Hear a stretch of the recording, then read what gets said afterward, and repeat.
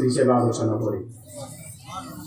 আমার দাদা তিনি ছিলেন একজন দেওবান পাস আলেম এবং মদিনা বিশ্ববিদ্যালয় থেকে ফারাইজে ডক্টরেট করা একজন আলেম। তারই ওরজার সন্তানের সন্তান আমরা।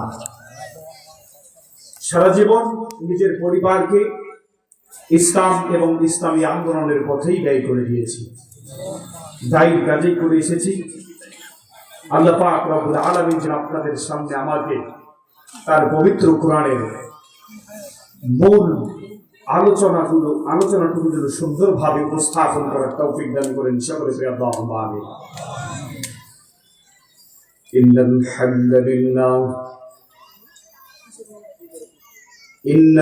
হামদুলিল্লাহ আকরামিল্লাযী খালাকাল ইনসান وكرم وعلمه من البيان ما لم يعلم فسبحان الذي لا يحصى امتنانه باللسان ولا بالقلم ونشهد أن لا إله إلا الله وحده لا شريك له ونشهد أن محمدا عبد الله ورسوله فقد قال الله تبارك وتعالى في كلامه المجيد وفرقانه الحميد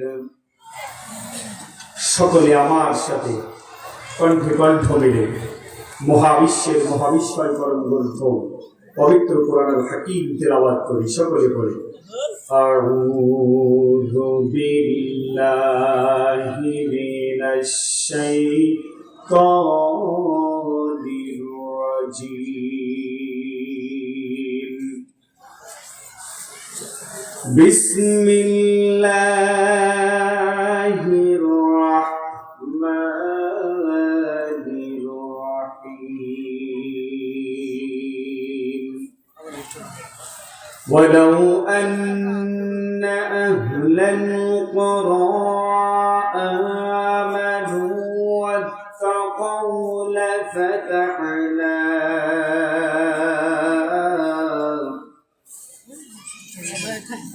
لفتحنا عليهم بركات من السماء والأرض ولكن كذبوا فأخذناهم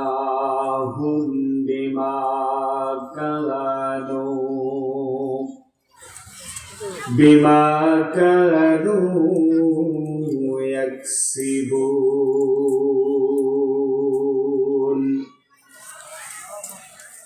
وقال الله تعالى في القرآن الكريم والفرقان المجيد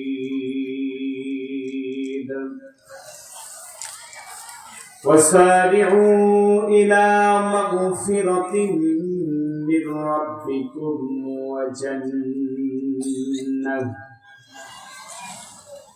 وجنة عرضها السماوات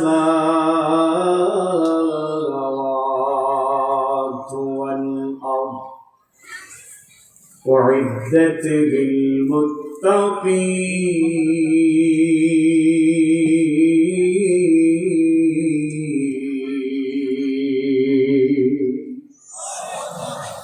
أو كما قال النبي صلى الله عليه وسلم من تاب قبل الشمس من مغربها تاب الله عليه. وقال تعالى في شان حبيب الله صلى الله عليه وسلم সকলে দরুদ ইব্রাহিম পড়ি اللهم صل على محمد وعلى آل محمد كما صليت على إبراهيم وعلى آل إبراهيم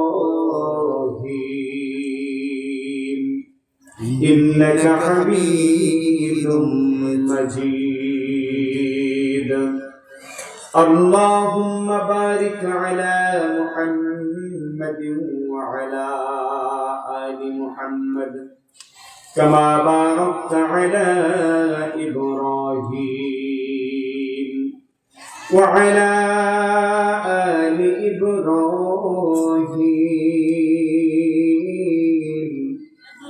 إنك حميد مجيد.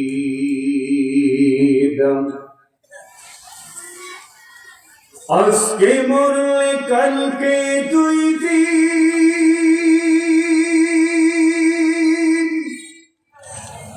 পরের দিন কেউ কাঁদবে না, যাদের জন্য করলা কামাই মরলে তারা চিনবে না। ঠিক না বলছে?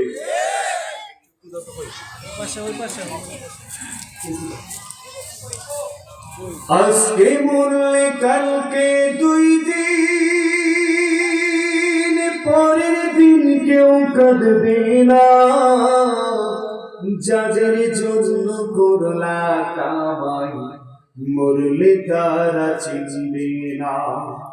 থাকতে সময় করো আমল, ঈমান করো খাঁটি, থাকতে সময় করো আমল, ঈমান করো খাঁটি, শেষ ঠিকানা আপনার আমার 3.5 হাত মাটি। ঠিক আছে ও মনোরে হে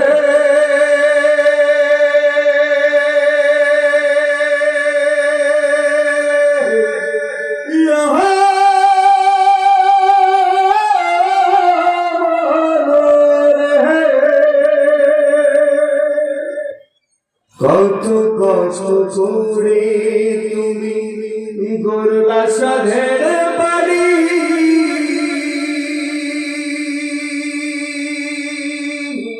সেই বাড়িতে ঠাই হবে না, যাইতে হবে ছাড়ি।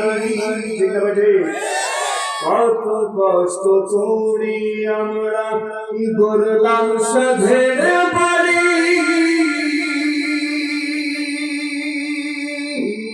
সেই বাড়িতে ঠাই হবে না, যাইতে হবে ছাড়ি।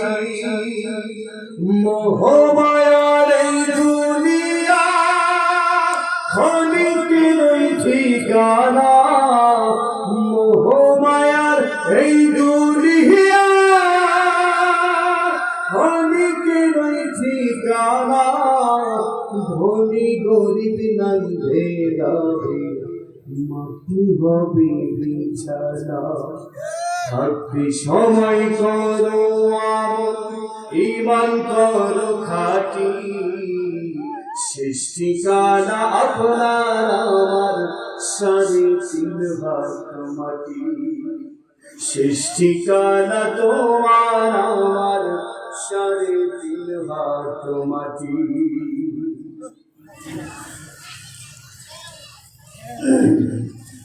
আধার ঘরে রবে পড়ে ছাইরা তুমি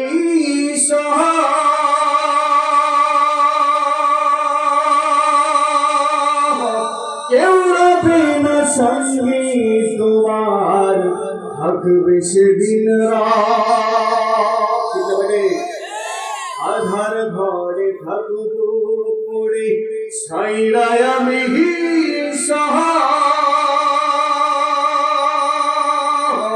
কেউ রবে না সঙ্গে তোমার, থাকবে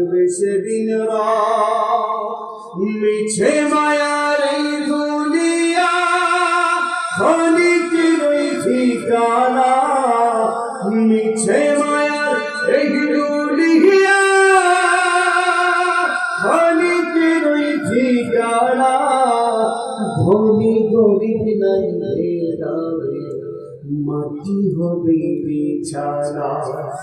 থাকতে সময় করো আমল, ঈমান করো খাঁটি, থাকতে সময় করো আমল, ঈমান করো খাঁটি। সৃষ্টিকারা আপনার আমার 3.5 ভাগ মাটি, সৃষ্টিকারা তোমার আমার 3.5 ভাগ মাটি। আজকে মরলে কালকে 2 দিন, পরের দিন কেউ কাঁদবে না। আজকে মরলে কালকে 2 দিন, পরের দিন কেউ কাঁদবে না।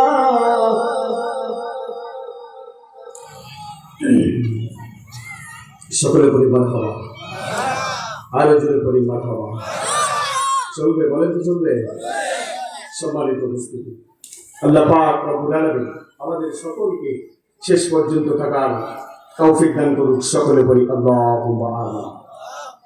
কদমপুর উমরাবাড়ি বাজার নুরানি হাফিজিয়া মাদ্রাসা ইতিমখানা জেলা বোর্ডিং কর্তৃক আয়োজিত 2 দিন ব্যাপী ঐতিহাসিক তাফসীরুল কোরআন মাহফিলের 18তম ঐতিহাসিক তাফসীরুল কোরআন মাহফিলের প্রথম দিন 5 তারিখ।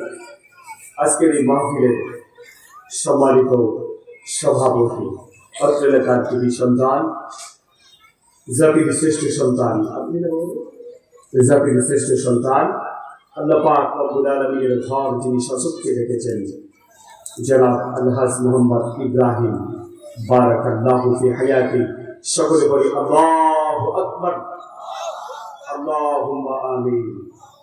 আজকের এই মাহফিলের সম্মানিত প্রধান অতিথি,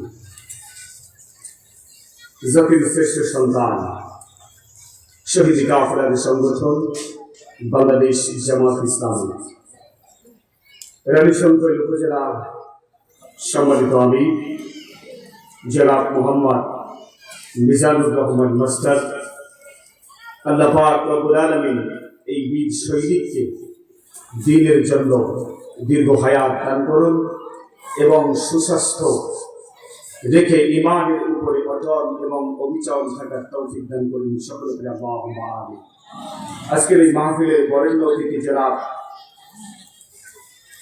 আজকের এই মাহফিলের সম্মানিত গেস্ট অফ অনার জনাব মাওলানা মোহাম্মদ রফিকুল ইসলাম, আমির বাংলাদেশ জামাত ইসলামী ও উপাধ্যক্ষ আবাদ তাকিয়া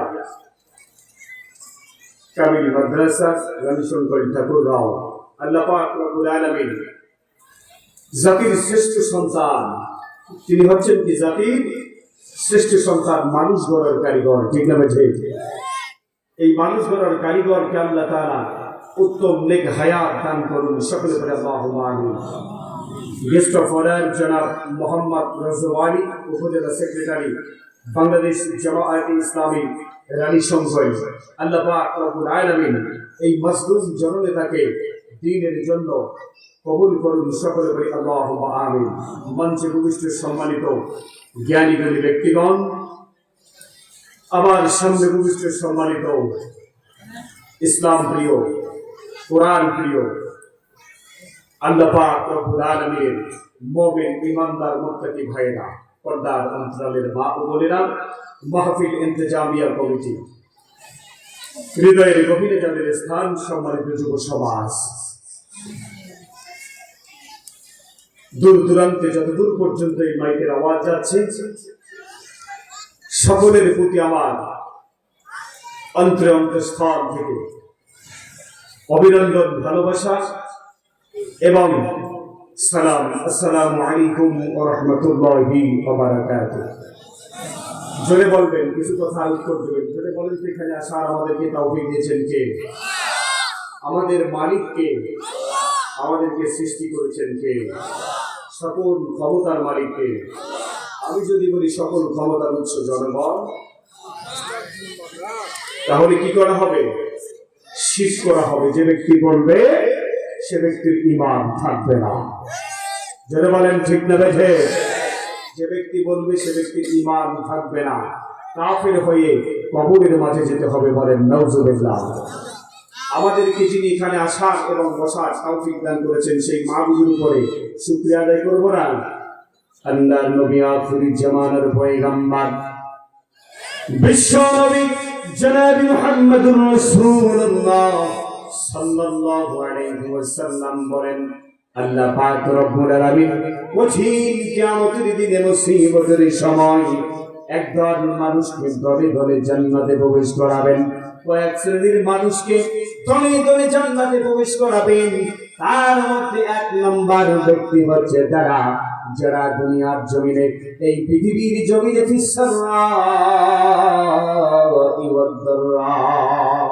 প্রত্যেকটা সময়ের মধ্যে আল্লাহ পাক রব্বুল আলামিনের শুকরিয়া আদায় করেছে।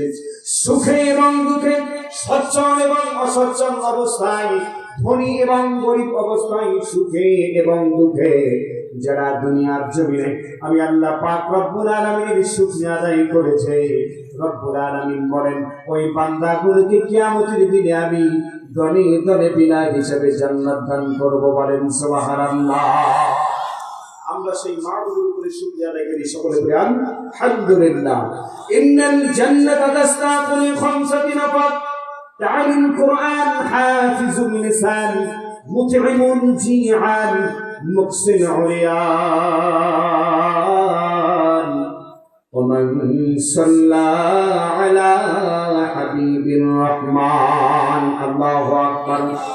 আল্লাহ পাক রব্বুল আলামিনের হাবিব বিশ্ব নবী আখির জামানার পয়গম্বর জনাব মুহাম্মদুর রাসূলুল্লাহ সাল্লাল্লাহু আলাইহি ওয়াসাল্লাম বলেছেন, ও আমার উম্মতেরা শুনে নাও, ও আমার সাহাবারা শুনে নাও, কিয়ামতের দিনে রব্বুল আলামিনের কিছু বান্দাকে আল্লাহ তাআলা বিনা হিসাবে জান্নাত দেবেন, যাদের জন্য রব্বুল আলামিনের জান্নাত প্রতিদিন আল্লাহ পাক রব্বুল আলামিনের কাছে দোয়া করে, ও মালিক, ও আল্লাহ, আপনার ওই 5 শ্রেণীর বান্দাগুলোকে নিয়ে আমার জান্নাতটাকে আপনি পরিপূর্ণ করে দেন।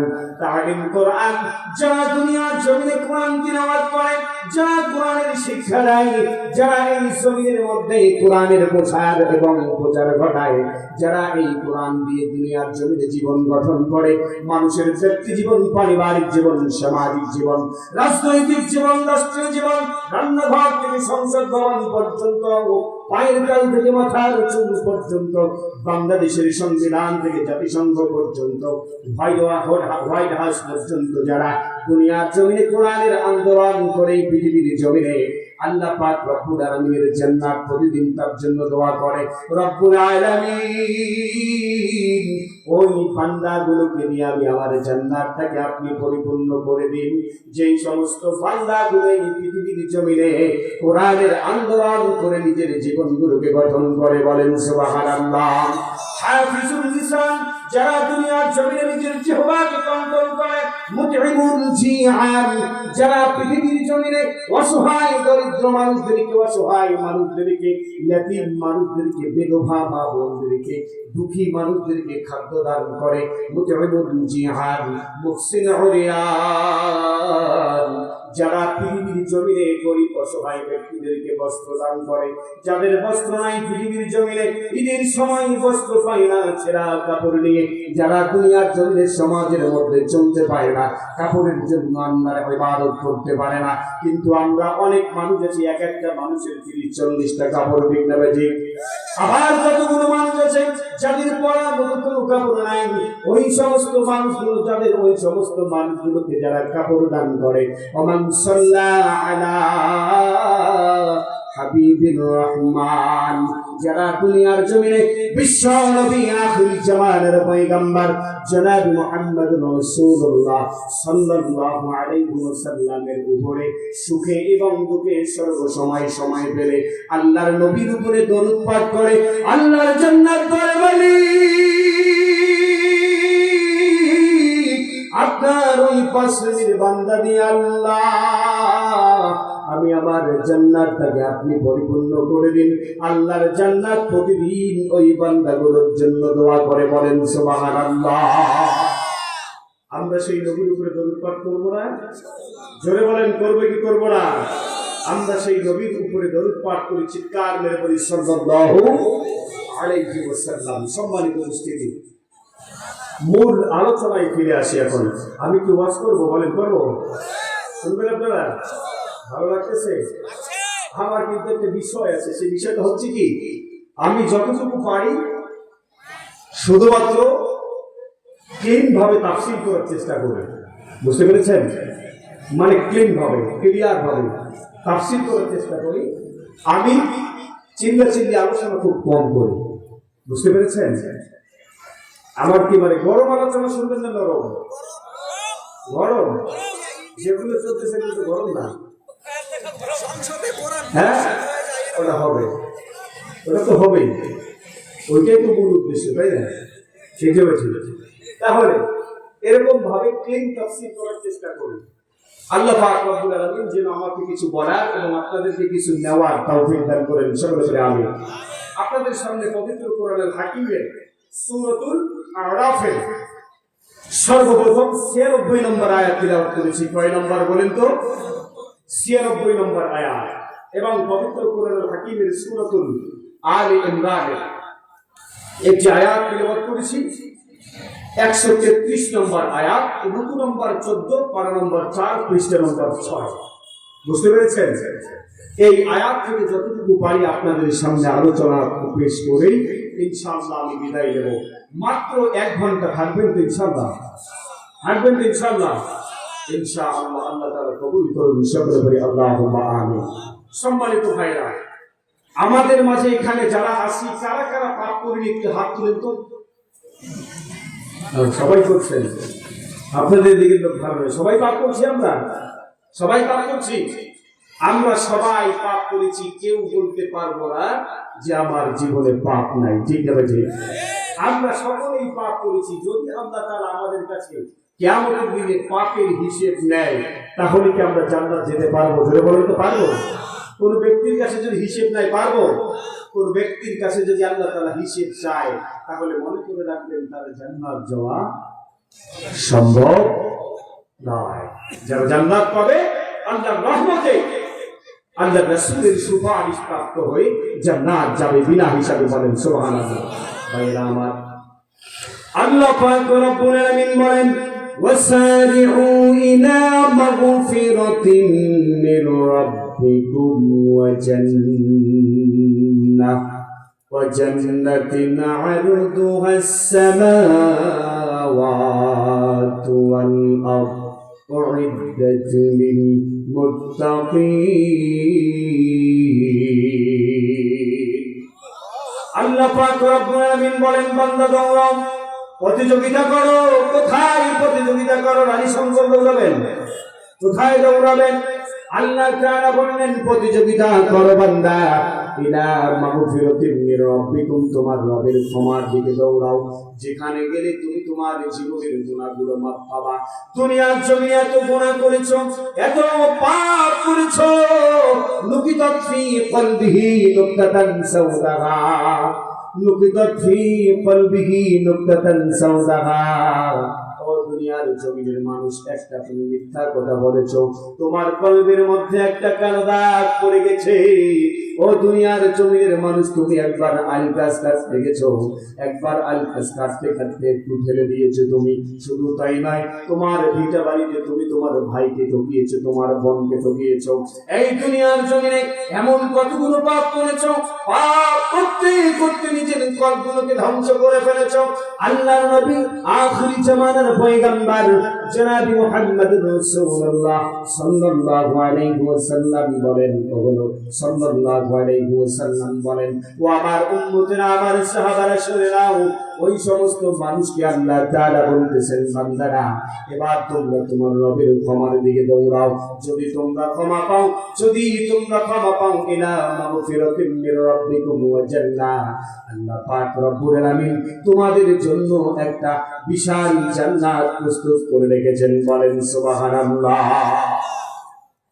ওয়াজান্নাতিন আরদুহা আস-সামাওয়াতু ওয়াল আরদ, যে জান্নাতের দৈর্ঘ্য এবং প্রস্থ হচ্ছে গোটা পৃথিবীর সমান, যে জান্নাতের নিচেটা হবে জমিন, ছাদটা হবে ওই আসমান পর্যন্ত। বিশ্বনবী বলেন যে বান্দাটা সর্বশেষ জান্নাত পাবে, সবচাইতে ছোট জান্নাত পাবে, ওই বান্দাটাকে আল্লাহ পাক রব্বুল আলামিন এই পৃথিবীটার গোটা পৃথিবীর প্রায় 10টা পৃথিবীর সমান একটা জান্নাত দেবেন। বলেন সুবহানাল্লাহ। সেই জান্নাত কি আপনারা পেতে চান? জোরে বলেন চান? সেই জান্নাত যদি পেতে চান আল্লাহ তাআলা এবার একটা শর্ত দিয়ে দিলেন। সেই শর্ত হচ্ছে আল্লাহ পাক রব্বুল আলামিন বললেন তোমার জীবনের গুনাহ মাফ করে দেবে, 1 নাম্বার। 2 নাম্বার হচ্ছে তোমার জীবনের গুনাহ মাফ করে দেওয়ার জন্য, মাফ করে দেওয়ার পর তোমাদেরকে জান্নাত দেব, কিন্তু শর্ত হচ্ছে একটা। সেই শর্তটা হচ্ছে উইদ্দাত লিল মুত্তাকিন।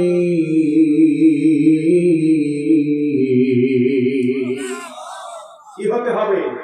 খোদা ভীরু হতে হবে, আল্লাহ ভীরু হতে হবে। এখন বলেন এখানে কি আমরা সকলেই আল্লাহ ভীরু তাকওয়াবান আমরা আছি কেউ? বলেন আছি কেউ? অবশ্যই আছে। তাকওয়াবান কাকে বলা হয়? তাকওয়াবান বলা হয় ওই ব্যক্তিকে যারা দুনিয়ার জমিনে বড় পাপ তো দূরের কথা, এই পৃথিবীর জমিনে একটা ছোট্ট পাপ করা থেকে বিরত থাকবে, কোনো প্রকার খারাপ কাজ করবে না, কোনো প্রকার ছোট্ট পাপ পর্যন্ত করবে না। সব সময়ের জন্য মানুষ যেমন সাদা কাপড়ে ময়লা ভরাতে ময়লা করুক এরকম চাই না, সব সময়ের জন্য সিনসাম হয়ে থাকে, সতর্কতা অবলম্বন করে। ঠিক তেমনি ভাবে আল্লাহ পাক রব্বুল আলামিনের ভয়ে যারা ছোট্ট পাপটা পর্যন্ত করে না, ওই মানুষটাকেই আল্লাহ তাআলা তাকওয়াবান বলেছেন। বলেন সুবহানাল্লাহ। আল্লাহ পাক রব্বুল আলামিন বলেন বান্দা নিজের জীবনের গুনাহ যদি মাফ পেতে চাও তাহলে সর্বপ্রথম একটা কাজ করতে হবে। সেই কাজটা হচ্ছে তাকওয়া অর্জন করতে হবে, আল্লাহকে ভয় করতে হবে। আল্লাহর ভয়ে দুনিয়ার জমিনে কোনো মানব রচিত আইন মানা যাবে না, ঠিক না বেঠিক? মানব রচিত কোনো বিধান মানা যাবে না।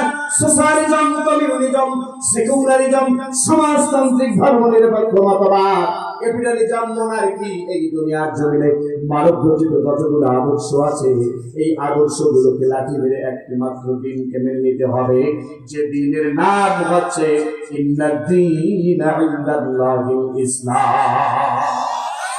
আল্লাহ পাক রব্বুল আলামিন আরেকটা আয়াত নাযিল করে জানিয়ে দিলেন ওয়া মান ইয়াবতাগি গায়রাল ইসলামি দীনান فلن يقبل منه وهو في الآخرة من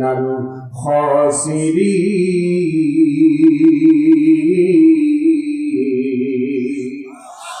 আল্লাহ পাক রব্বুল আলামিন বলেন যারা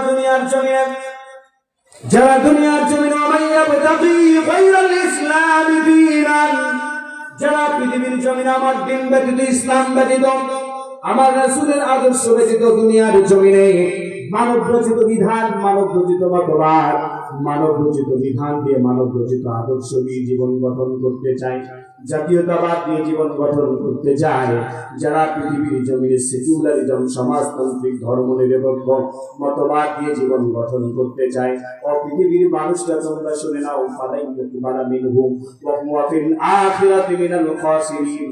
আমি আল্লাহ পাক রব্বুল আলামিনের কাছে ওই সমস্ত মানব রচিত আদর্শ, বাবার আদর্শ আর স্বামীর আদর্শ কোনো প্রকার আমার কাছে খাটবে না। আমার কাছে শুধু খাটবে ইন্নাদ-দীনা ইনদাল্লাহিল ইসলাম। ইসলাম ব্যতীত কোনো জীবন ব্যবস্থা আমি তোমাদের কাছ থেকে গ্রহণ করব না।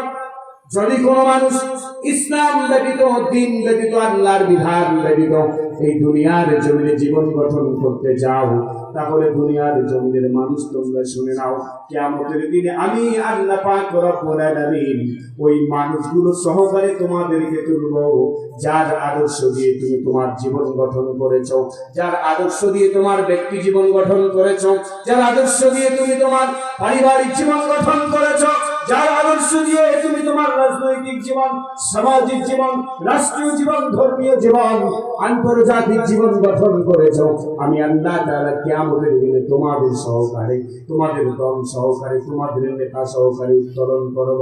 যদি তোমার আদর্শ আমার দিন মোতাবেক হয়, ইসলাম মোতাবেক হয়, আমার রাসূলের আদর্শ মোতাবেক হয়, তাহলে আমি আল্লাহ পাক রব্বুল আলামিন তোমাদেরকে কিয়ামতের দিনে আমার হাবিবের সুপারিশে বিনা হিসাবে তোমাদেরকে জান্নাত দান করব। বলেন সুবহানাল্লাহ। আর যদি তোমার আদর্শ হয় যে সমস্ত নেতা নামাজ পড়ে না 5 ওয়াক্ত, বিড়ি খায় 6 ওয়াক্ত, যে সমস্ত নেতা নামাজ পড়ে না 5 ওয়াক্ত, সুদ খায় 7 ওয়াক্ত, যে সমস্ত নেতা নামাজ পড়ে না 5 ওয়াক্ত, খারায় পোশাক করে 9 ওয়াক্ত, ঠিক না ঠিক? যে সমস্ত নেতা এই দুনিয়ার জমিনে যাকাত ভিত্তিক অর্থনীতি প্রতিষ্ঠার চেষ্টা করে না, বিশ্বনবী আখিরি জামানার পয়গম্বর যেমন ভাবে সালাত ভিত্তিক রাষ্ট্র গঠন করার চেষ্টা করেছে, যাকাত ভিত্তিক রাষ্ট্র গঠন করার চেষ্টা করেছে, ঠিক তেমনি ভাবে তোমার দিন, তোমার ইসলাম, তোমার আদর্শ যদি ওই সমস্ত মানুষের সঙ্গে না হয়, এই পৃথিবীর জমিনে মানব রচিত আদর্শ, মানব রচিত মতবাদ নিয়ে যারা জীবন গঠন করে, ওই সমস্ত মানুষের সঙ্গে যদি আদর্শ হয় তোমার, তাহলে শুনে নাও কিয়ামতের দিনে তোমাদেরকে এক একটাকে বাম পা ধরবে ফেরেশতারা আর জাহান্নামের মধ্যে নিক্ষেপ করবে। বলেন নাউজুবিল্লাহ। আমরা কি ওই আদর্শ মানবো? জোরে বলে আমরা কি মানবো? যে আদর্শের নেতারা বলে আমরা শরিয়া মানি না, আমরা শরিয়া আইনে বিশ্বাসী নই, ঠিক না বেঠে? শরিয়া আইনে আপনি বিশ্বাস না থাকতে পারে আপনার, কিন্তু টুপি কেন মাথায় দেয়? টুপি কেন মাথায় দেয়? শরিয়া আইন আপনি বিশ্বাস করেন না, মৌলবীদের কাছে গেলে আবার টুপি মাথায় দিলে মসজিদেও ঢোকেন, ঠিক না বেঠে? আল্লাহ তাআলা বলেন وَمِنَ النَّاسِ مَن يَقُولُ آمَنَّا بِاللَّهِ وَبِالْيَوْمِ الْآخِرِ وَمَا هُمْ بِمُؤْمِنِينَ।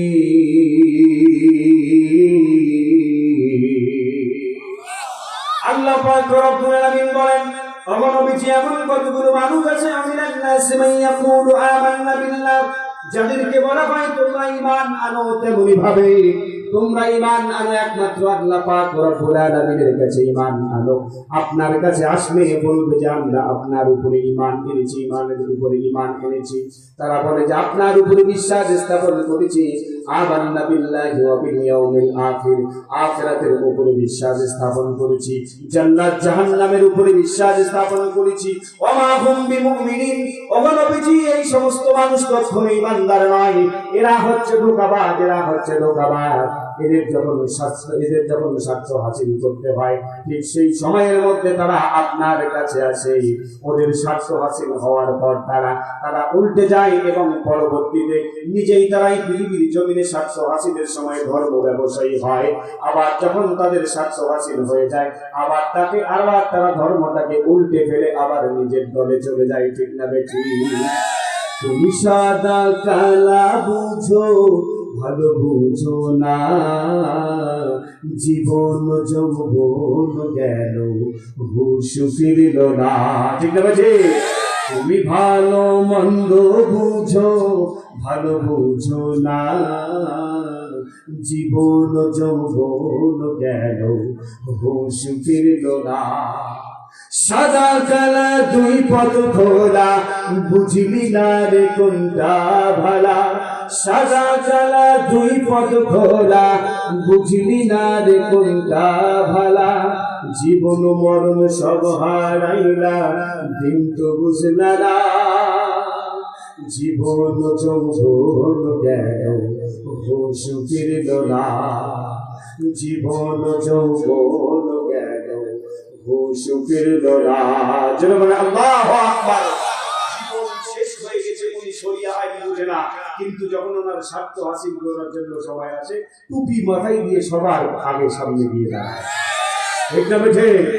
এই সমস্ত মানুষদের কতগুলো মানুষ আছে, আমি শহরে ইমামতি করতাম, এরা ফজরের নামাজ তো দূরের কথা, ফজরের নামাজ তো দূরের কথা, ঘুম থেকে একটার সময় উঠে দৌড়ে দৌড়ে উজুও করে কি না করে ওই অবস্থায় সে জানাজার নামাজে দাঁড়ায়, ওই অবস্থায় সে জানাজার নামাজে দাঁড়ায়।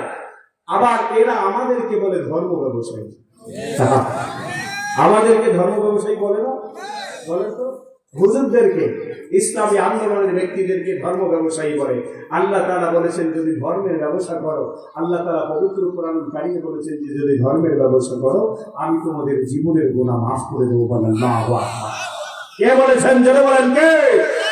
আল্লাহ বলেছেন যদি ধর্মের ব্যবসা করো আমি তোমাদের গুনাহ মাফ করে দেব। এক নাম্বার হচ্ছে আল্লাহ তাআলা বললেন আমার ইবাদত করবে আমি তোমার জীবনের গুনাহ মাফ করে দেব।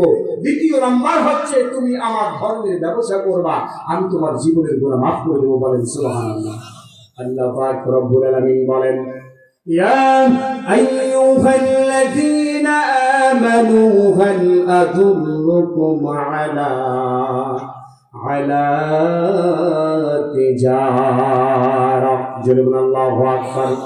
আল্লাহ পাক রব্বুল আলামিন বলেন হে ইমানদারগণ আমি কি তোমাদেরকে এমন একটা ব্যবসার কথা বলবো না, এমন একটা বাণিজ্যের কথা বলবো না, এমন একটা লেনদেনের কথা বলবো না, এমন একটা আদান প্রদানের কথা বলবো না যে আদান প্রদানের কথা বললে, যে লেনদেনের কথা বললে, যে ব্যবসা করলে আমি আল্লাহ পাক রব্বুল আলামিন তুমজিকুম মিন আযাবিন আলীম, আমি আল্লাহ তাআলা তোমাদের জাহান্নামের আগুন এবং কবরের আযাব থেকে আমি রব্বুল আলামিন তোমাদেরকে মাফ করে দেব। বলেন সুবহানাল্লাহ। আল্লাহ তাআলা বললেন সেই ব্যবসার কথা কি তোমরা শুনতে চাও? বিশ্বনবী আখিরি জামানার পয়গম্বর জনাব মুহাম্মদুর রাসূলুল্লাহ যখন সাহাবায়ে কেরামদের সামনে বললেন আল্লাহর নবীকে এবং আল্লাহর নবীকে সাহাবারা বললেন ইয়া রাসূলুল্লাহ ইয়া হাবিবাল্লাহ সেই ব্যবসাটা কি? আল্লাহর নবী বললেন সেই ব্যবসাটার এক নাম্বার পুঁজি হচ্ছে তুমিনুনা বিল্লাহি ওয়া রাসূলিহি ওয়া তুজাহিদুনা ফি সাবিলিল্লাহ। আল্লাহু আকবার। আর ওয়াসতে বলেন আল্লাহু আকবার। আপনাদের বাড়ি এলে কি বারণ করছে নাকি কোনো কথা বলবেন নাকি? বারণ করছে? হ্যাঁ তাহলে কথা বলেন। খারাপ লাগতেছে ভাই? খারাপ লাগলে শেষ করে দিব, সমস্যা নেই। হ্যাঁ কথা বলবেন, ঠিক আছে কথা বলবেন। আল্লাহ নবী বললেন, আল্লাহ তাআলা বললেন তুমিনুনা বিল্লাহি ওয়া রাসূলিহি, এক নাম্বার ব্যবসা হচ্ছে এই দুনিয়ার জমিনে তোমাদেরকে আল্লাহ এবং আল্লাহর রাসূলের উপরে ঈমান আনতে হবে, আল্লাহ এবং আল্লাহর রাসূলের ধর্মের ব্যবসা করতে হবে, আল্লাহ এবং আল্লাহর রাসূলের দ্বীনের ব্যবসা করতে হবে। যদি সেই দ্বীন এবং ইসলামের ওই ধর্মের ব্যবসা তোমরা করতে পারো তাহলে আল্লাহ তাআলা তোমাদের জিন্দেগীর সমস্ত গুনাহগুলো মাফ করে দেবে। বলেন সুবহানাল্লাহ। ওয়া তুজাহিদুনা ফি সাবিলিল্লাহ, এই ব্যবসার দ্বিতীয় নাম্বার পুঁজি হচ্ছে তোমার সংগ্রাম করতে হবে দুনিয়ার জমিন আল্লাহর জমিন আল্লাহর দ্বীন প্রতিষ্ঠার জন্য, আল্লাহর জমিন আল্লাহর বিধান বাস্তবায়ন করার জন্য, আল্লাহর জমিন আল্লাহর দ্বীনকে বাস্তবায়ন করার জন্য নিজের জীবনগুলোকে বিলিয়ে দিতে হবে। ওয়াতুজাহিদুনা ফি সাবিলিল্লাহি বিআমওয়ালিকুম ওয়া আনফুসিকুম, নিজের সম্পদ দিতে হবে, জীবন দিতে হবে। এই জীবন এবং সম্পদ যদি তোমরা দিতে পারো আল্লাহ পাক রব্বুল আলামিন পরবর্তী আয়াতের মধ্যে জানিয়ে দিলেন এই ব্যবসার এই পুঁজিগুলো যদি তোমরা দিতে পারো ওয়ায়াগফির লাকুম যুনুবাকুম ওয়ায়াগফির লাকুম যুনুবাকুম ওয়া ইউদখিলকুম জান্নাতিন তাজরি মিন তাহতিহাল আনহার। আল্লাহু আকবার। আল্লাহ তাআলা বললেন যদি তুমি আল্লাহর উপর ঈমান আনতে পারো, রাসূলের উপর ঈমান আনতে পারো, এই দুনিয়ার জমিনে জালিমদেরকে, দুনিয়ার জমিনে যারা আল্লাহর দ্বীন মানে না, ইসলাম মানে না, আল্লাহর বিধান মানে না, আল্লাহর জমিনে আল্লাহর দ্বীন প্রতিষ্ঠা হোক, আল্লাহর জমিনে আল্লাহর বিধান বাস্তবায়ন হোক, আল্লাহর জমিনে আল্লাহর কোরআনের বিধান বাস্তবায়ন হোক, এই বিষয়গুলো যারা চায় না, রাসূলের আদর্শ বাস্তবায়ন হোক যারা চায় না, এই দুনিয়ার জমিনে চোরের হাত কাটা হোক যারা চায় না, এই দুনিয়ার জমিনে চুন্নির হাত কাটা হোক যারা চায় না, যারা যারা দুর্নীতি করে তাদেরকে রাষ্ট্রদ্রোহী মামলা দিয়ে ফাঁসির কাস্টডির মধ্যে ঝোলা হোক, এটা যারা চায় না, ওই সমস্ত গাদ্দারদের বিরুদ্ধে, ইসলাম বিদ্বেষীদের বিরুদ্ধে ওয়াতুজাহিদুনা ফি সাবিলিল্লাহ, তোমাদেরকে সংগ্রাম করতে হবে, জিহাদ করতে হবে। আর সেই জিহাদের পুঁজি হচ্ছে দুইটা। এক নম্বর পুঁজি হচ্ছে বিআমওয়ালিকুম, তোমাদেরকে সম্পদ দিতে হবে, এবং দ্বিতীয় নম্বর পুঁজি হচ্ছে তোমাদেরকে জীবন দিয়ে জিহাদ করতে হবে। বলেন সুবহানাল্লাহ। আল্লাহ তাআলা বলেন কেন তোমাদেরকে জিহাদ করতে হবে? ওই যে যেদিন সৃষ্টি করেছিলাম সেদিন বলেছিলাম আলাস্তু বিরাব্বিকুম, আমি কি তোমাদের রব নই? আমি কি তোমাদের লালনকর্তা নই? আমি কি তোমাদের পালনকর্তা নই?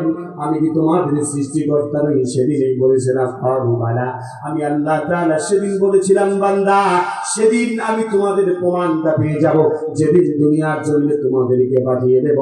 আমার পৃথিবীর জমিনে আমার দিন প্রতিষ্ঠার জন্য যারা আন্দোলন করবা, যারা দুনিয়ার জমিনে দিন প্রতিষ্ঠার আন্দোলন করতে গিয়ে নিজের সম্পদ হারাবা, নিজের সন্তান হারাবা, নিজের পছন্দ ফরাজি হারাবা, এই পৃথিবীর জমিনে একটার পর একটা একবার করে করে নির্যাতনের শিকার হবা, নিপীড়নের শিকার হবা, জুলুমের শিকার হবা।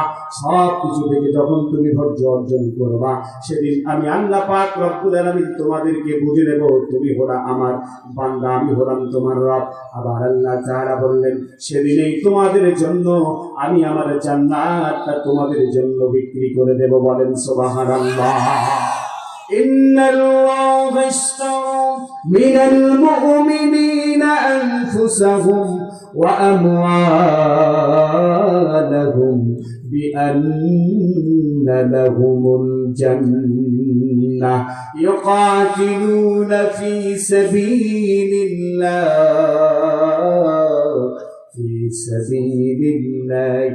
فيقتلون ويقتلون। আল্লাহু আকবার। আল্লাহ তাআলা বলেন নিশ্চয় আমি ক্রয় করে নিয়েছি, ইন্নাল্লাহা আশতারা মিনাল মুমিনিনা, আমি আল্লাহ পাক রব্বুল আলামিন ক্রয় করে নিয়েছি মুমিনদের কাছ থেকে, মিনাল মুমিনিনা আনফুসাহুম ওয়া আমওয়ালাহুম, তাদের জীবন এবং সম্পদের বিনিময়ে, বিআন্না লাহুমুল জান্নাহ, আমি আল্লাহ তাআলা আমার জান্নাতের বিনিময়ে তাদের জীবনগুলোকে ক্রয় করে নিয়েছি। বলেন সুবহানাল্লাহ। এই দুনিয়ার জমিনে তারা কি করবে জানো? ইউকাতিলুনা ফি সাবিলিল্লাহ, আল্লাহর জমিন আল্লাহর দ্বীন প্রতিষ্ঠার জন্য, আল্লাহর জমিন আল্লাহর বিধান প্রতিষ্ঠার জন্য তারা নিজেরাই সংগ্রাম করে মারবে। এই দুনিয়ার জমিন থেকে ইসলাম বিদ্বেষীদের বিরুদ্ধে সংগ্রাম করবে, তারা দুনিয়ার জমিন থেকে কাফের মুশরিকদেরকে বিদায় করে দেবে, এবং তারা নিজেরাও এই জমিনের মধ্যে শহীদ হবে আমার বিধানকে বাস্তবায়ন করার জন্য। বলেন সুবহানাল্লাহ। আল্লাহ তাআলা বলেন মিনাল মুমিনিনা রিজালুন সাদাকু মা আহাদুল্লাহ ফামিনহুম মান ইয়ানফা মা আহাদুল্লাহ। আল্লাহ পাক রব্বুল আলামিন বলেন তোমাদের মধ্যে কতগুলো মানুষ আছে, মুমিনদের মধ্যে কতগুলো মুমিন আছে যারা আমার কাছে তাদের নিজের জীবনগুলোকে বিক্রি করে দিয়ে যে ওয়াদা করেছো, যে ওয়াদা করেছিল আমি আল্লাহ পাক রব্বুল আলামিনের কাছে ওয়াদা করে, সেই ওয়াদাগুলো তারা সত্যে পরিপূর্ণ করেছে, সত্যে পরিপূর্ণ করেছে।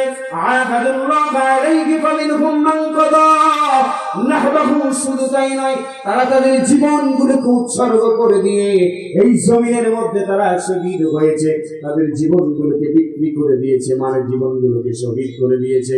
তারপরেও তারা ফামিনহুম মান কাদা নাহবাহু ওয়া মিনহুম মান ইয়ানতাদিরু ওয়া মা বাদদালু তাবদীলা। আবার কতগুলো মুমিন দাঁড়িয়ে দাঁড়িয়ে দেখতেছে, মুমিনরা জীবন দিচ্ছে, শহীদ হচ্ছে।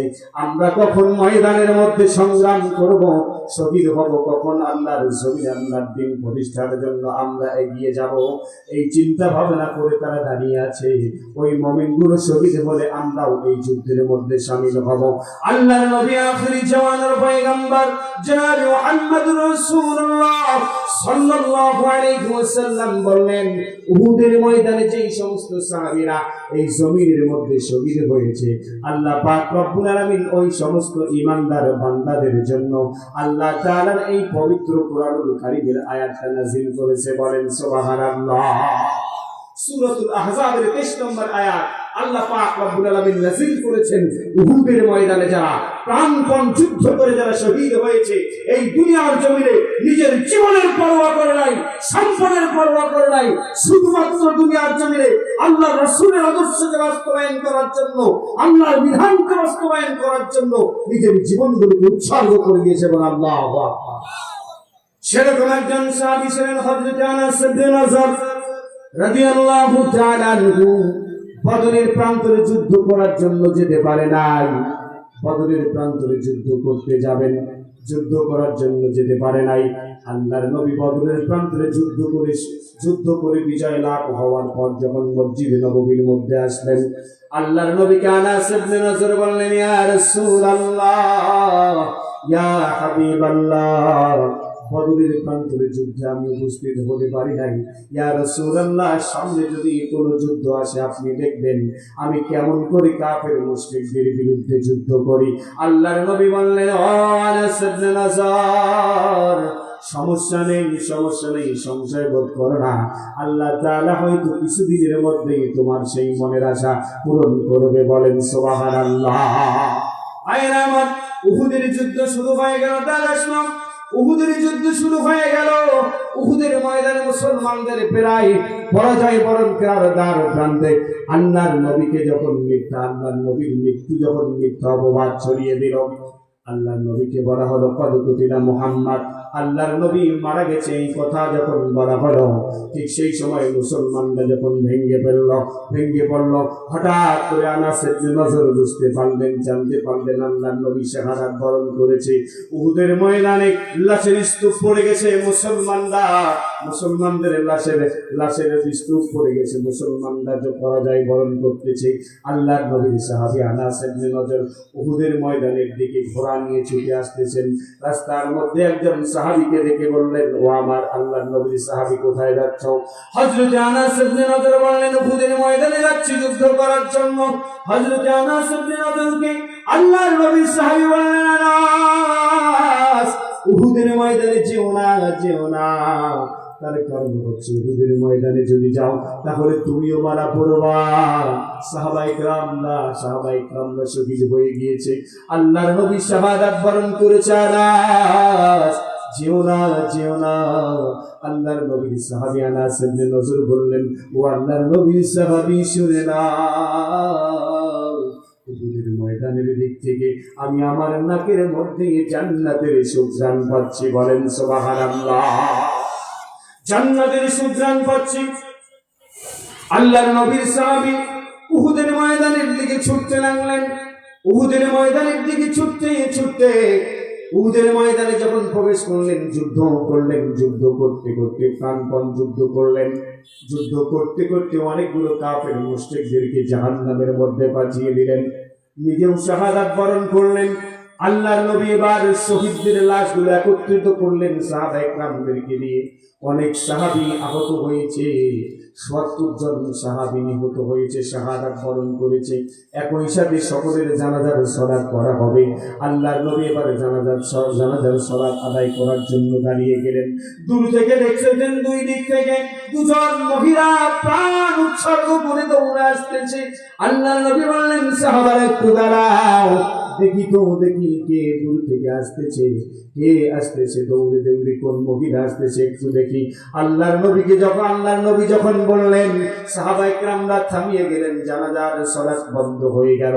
একজন মহিলা আসলেন, বললেন, ইয়া রাসূলুল্লাহ, ইয়া হাবিবাল্লাহ, আমি হলাম আনাস ইবনে নাযরের বোন। আনাস ইবনে নাযর যুদ্ধের ময়দানে এসেছে, আমি জানি না, আমি তাকে অনেকদিন পর্যন্ত দেখি নাই। যদি সে শাহাদাত বরণ করে তাহলে একটি বারের জন্য তার মুখটা আমি দেখতে চাই। আল্লাহর নবী বললেন, আমার সাহাবারা, দেখো তো আনাস ইবনে নাযর কোথায়। আনাস ইবনে নাযরকে এবার আলী রাদিয়াল্লাহু তাআলা আনহু বুঝতে লাগলেন। খুঁজতে বারবার খোঁজার পরও পেলেন না। আল্লাহর নবীকে এবার ওই মহিলা বললেন, ইয়া রাসূলুল্লাহ, ইয়া হাবিবাল্লাহ, আপনি যদি অনুমতি দেন তাহলে আমি একবার খুঁজে দেখতে পারি। আল্লাহর নবীর সাহাবীর বোন এবার তার ভাইকে খুঁজতে লাগলেন। খুঁজতে খুঁজতে খুঁজতে খুঁজতে তার আঙুলের ডগা দেখে বুঝতে পারলেন এটা আনাস ইবনে নজর।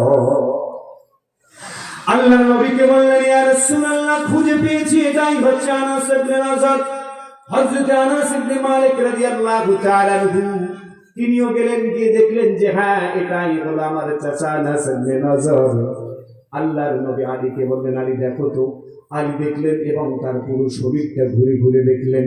ঘুরে ঘুরে দেখার পর আলী চোখের পানি ছেড়ে দিয়ে বললেন, ইয়া রাসূলুল্লাহ, ইয়া হাবিবাল্লাহ, আনাস ইবনে নজরের গায়ে এত তীর, তরবারি এবং বল্লমের আঘাত, ইয়া রাসূলুল্লাহ, তার মুখটাতে এত ক্ষত বিক্ষত করা হয়েছে, আনাস ইবনে নজরের চেহারাটা পর্যন্ত বোঝা যাচ্ছে না।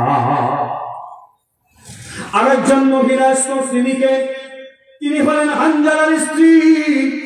তিনি বলেন, ইয়া রাসূলুল্লাহ, গতকালকে আপনি একটা বিবাহ পড়িয়েছেন, আপনি কি জানেন? বলল, হ্যাঁ আমি জানি, সেটা হচ্ছে হানজালার বিবাহ পড়িয়েছি। বললেন, ইয়া রাসূলুল্লাহ, হানজালা আমার সঙ্গে রাত্রে মেলামেশা করেছে, আমার সঙ্গে ভালোবাসা আদান প্রদান করেছে। আমি রাতের বেলা অন্ধকারে তার মুখটা দেখতে পারি না। যখন সে সকালবেলা, যখন সে ফজরের নামাজ হবে, হঠাৎ শুনতে পেলেন আন্নাফির,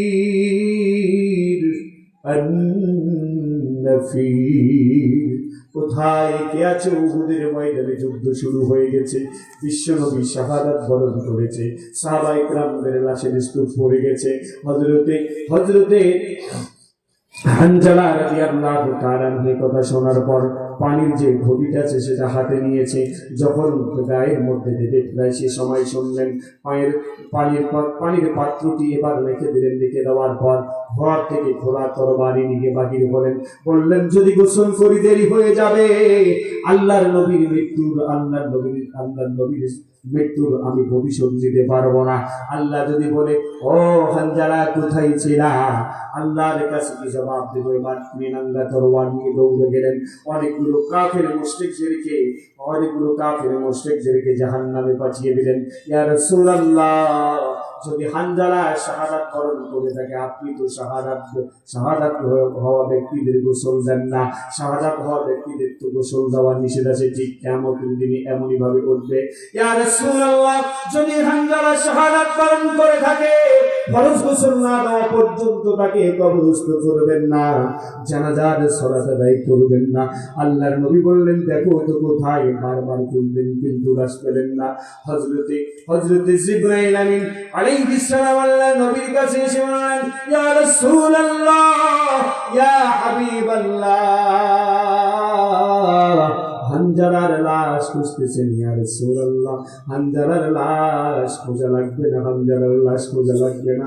হানজালার লাশটা আল্লাহ পাক রব্বুল আলামিন ফেরেশতাদেরকে দিয়ে নিয়ে গিয়ে আল্লাহ তাআলা আসমানের মধ্যে গোসল দিচ্ছেন। বলেন সুবহানাল্লাহ। আল্লাহর নবী সাহাবী মুস্কি হাসতেন। হঠাৎ করে একবার বললেন, আলী কালী, দেখো তো হানজালার লাশ পাওয়া যায় কিনা। হানজালার লাশ খুঁজতে খুঁজতে পেয়ে গেলেন। হানজালার মাথা থেকে পানি পড়তেছে, দাড়ি থেকে টপ টপ করে পানি পড়তেছে। আলী বলতেছেন, ইয়া রাসূলুল্লাহ, হানজালার মাথা থেকে টপ টপ করে পানি পড়ে, দাড়ি থেকে পানি পড়ে। ইয়া রাসূলুল্লাহ, কেমন করে হানজালার এই অবস্থা হলো, কি ব্যাপার কি? আল্লাহর নবী বললেন, আলী, যখন তুমি লাশ খুঁজছিলা, আমার আল্লাহ পাক রব্বুল আলামিন হানজালার লাশ আসমানে নিয়ে গেছে। বলেন সুবহানাল্লাহ। হানজালার লাশকে সেখানে গোসল দিয়েছেন, জমজম কূপের পানি দিয়ে গোসল দিয়েছেন। ওই গোসলকৃত লাশ সেখানে আল্লাহ তাআলা আবার উহুদের ময়দানে পাঠিয়ে দিয়েছে। আল্লাহ পাক রব্বুল আলামিন সেই সমস্ত শহীদদের জন্য এই আয়াতটি নাযিল করেছেন। আল্লাহ তাআলা বলেছেন, মিনাল মুমিনিনা রিজালুন সাদাকু মা আহাদুল্লাহ আলাইহি ফামিনহুম মান কাদা নাহবাহু ওয়া মিনহুম মান ইয়ানতাজিরু ওয়া মা বাদদালু তাকবীরা। আল্লাহ পাক রব্বুল আলামিন বলেন, মুমিনদের মধ্যে কিছু লোক আছে যারা আল্লাহর সাথে কৃত প্রতিশ্রুতি ওয়াদাগুলো তারা সত্যে বাস্তবায়ন করেছে। তাদের মধ্যে কেউ যুদ্ধে শহীদ হয়েছে, তাদের মধ্যে তাদের দায়িত্ব তারা পূর্ণ করেছে। আবার কেউ কেউ শাহাদাত বরণের জন্য প্রতীক্ষায় রয়েছে।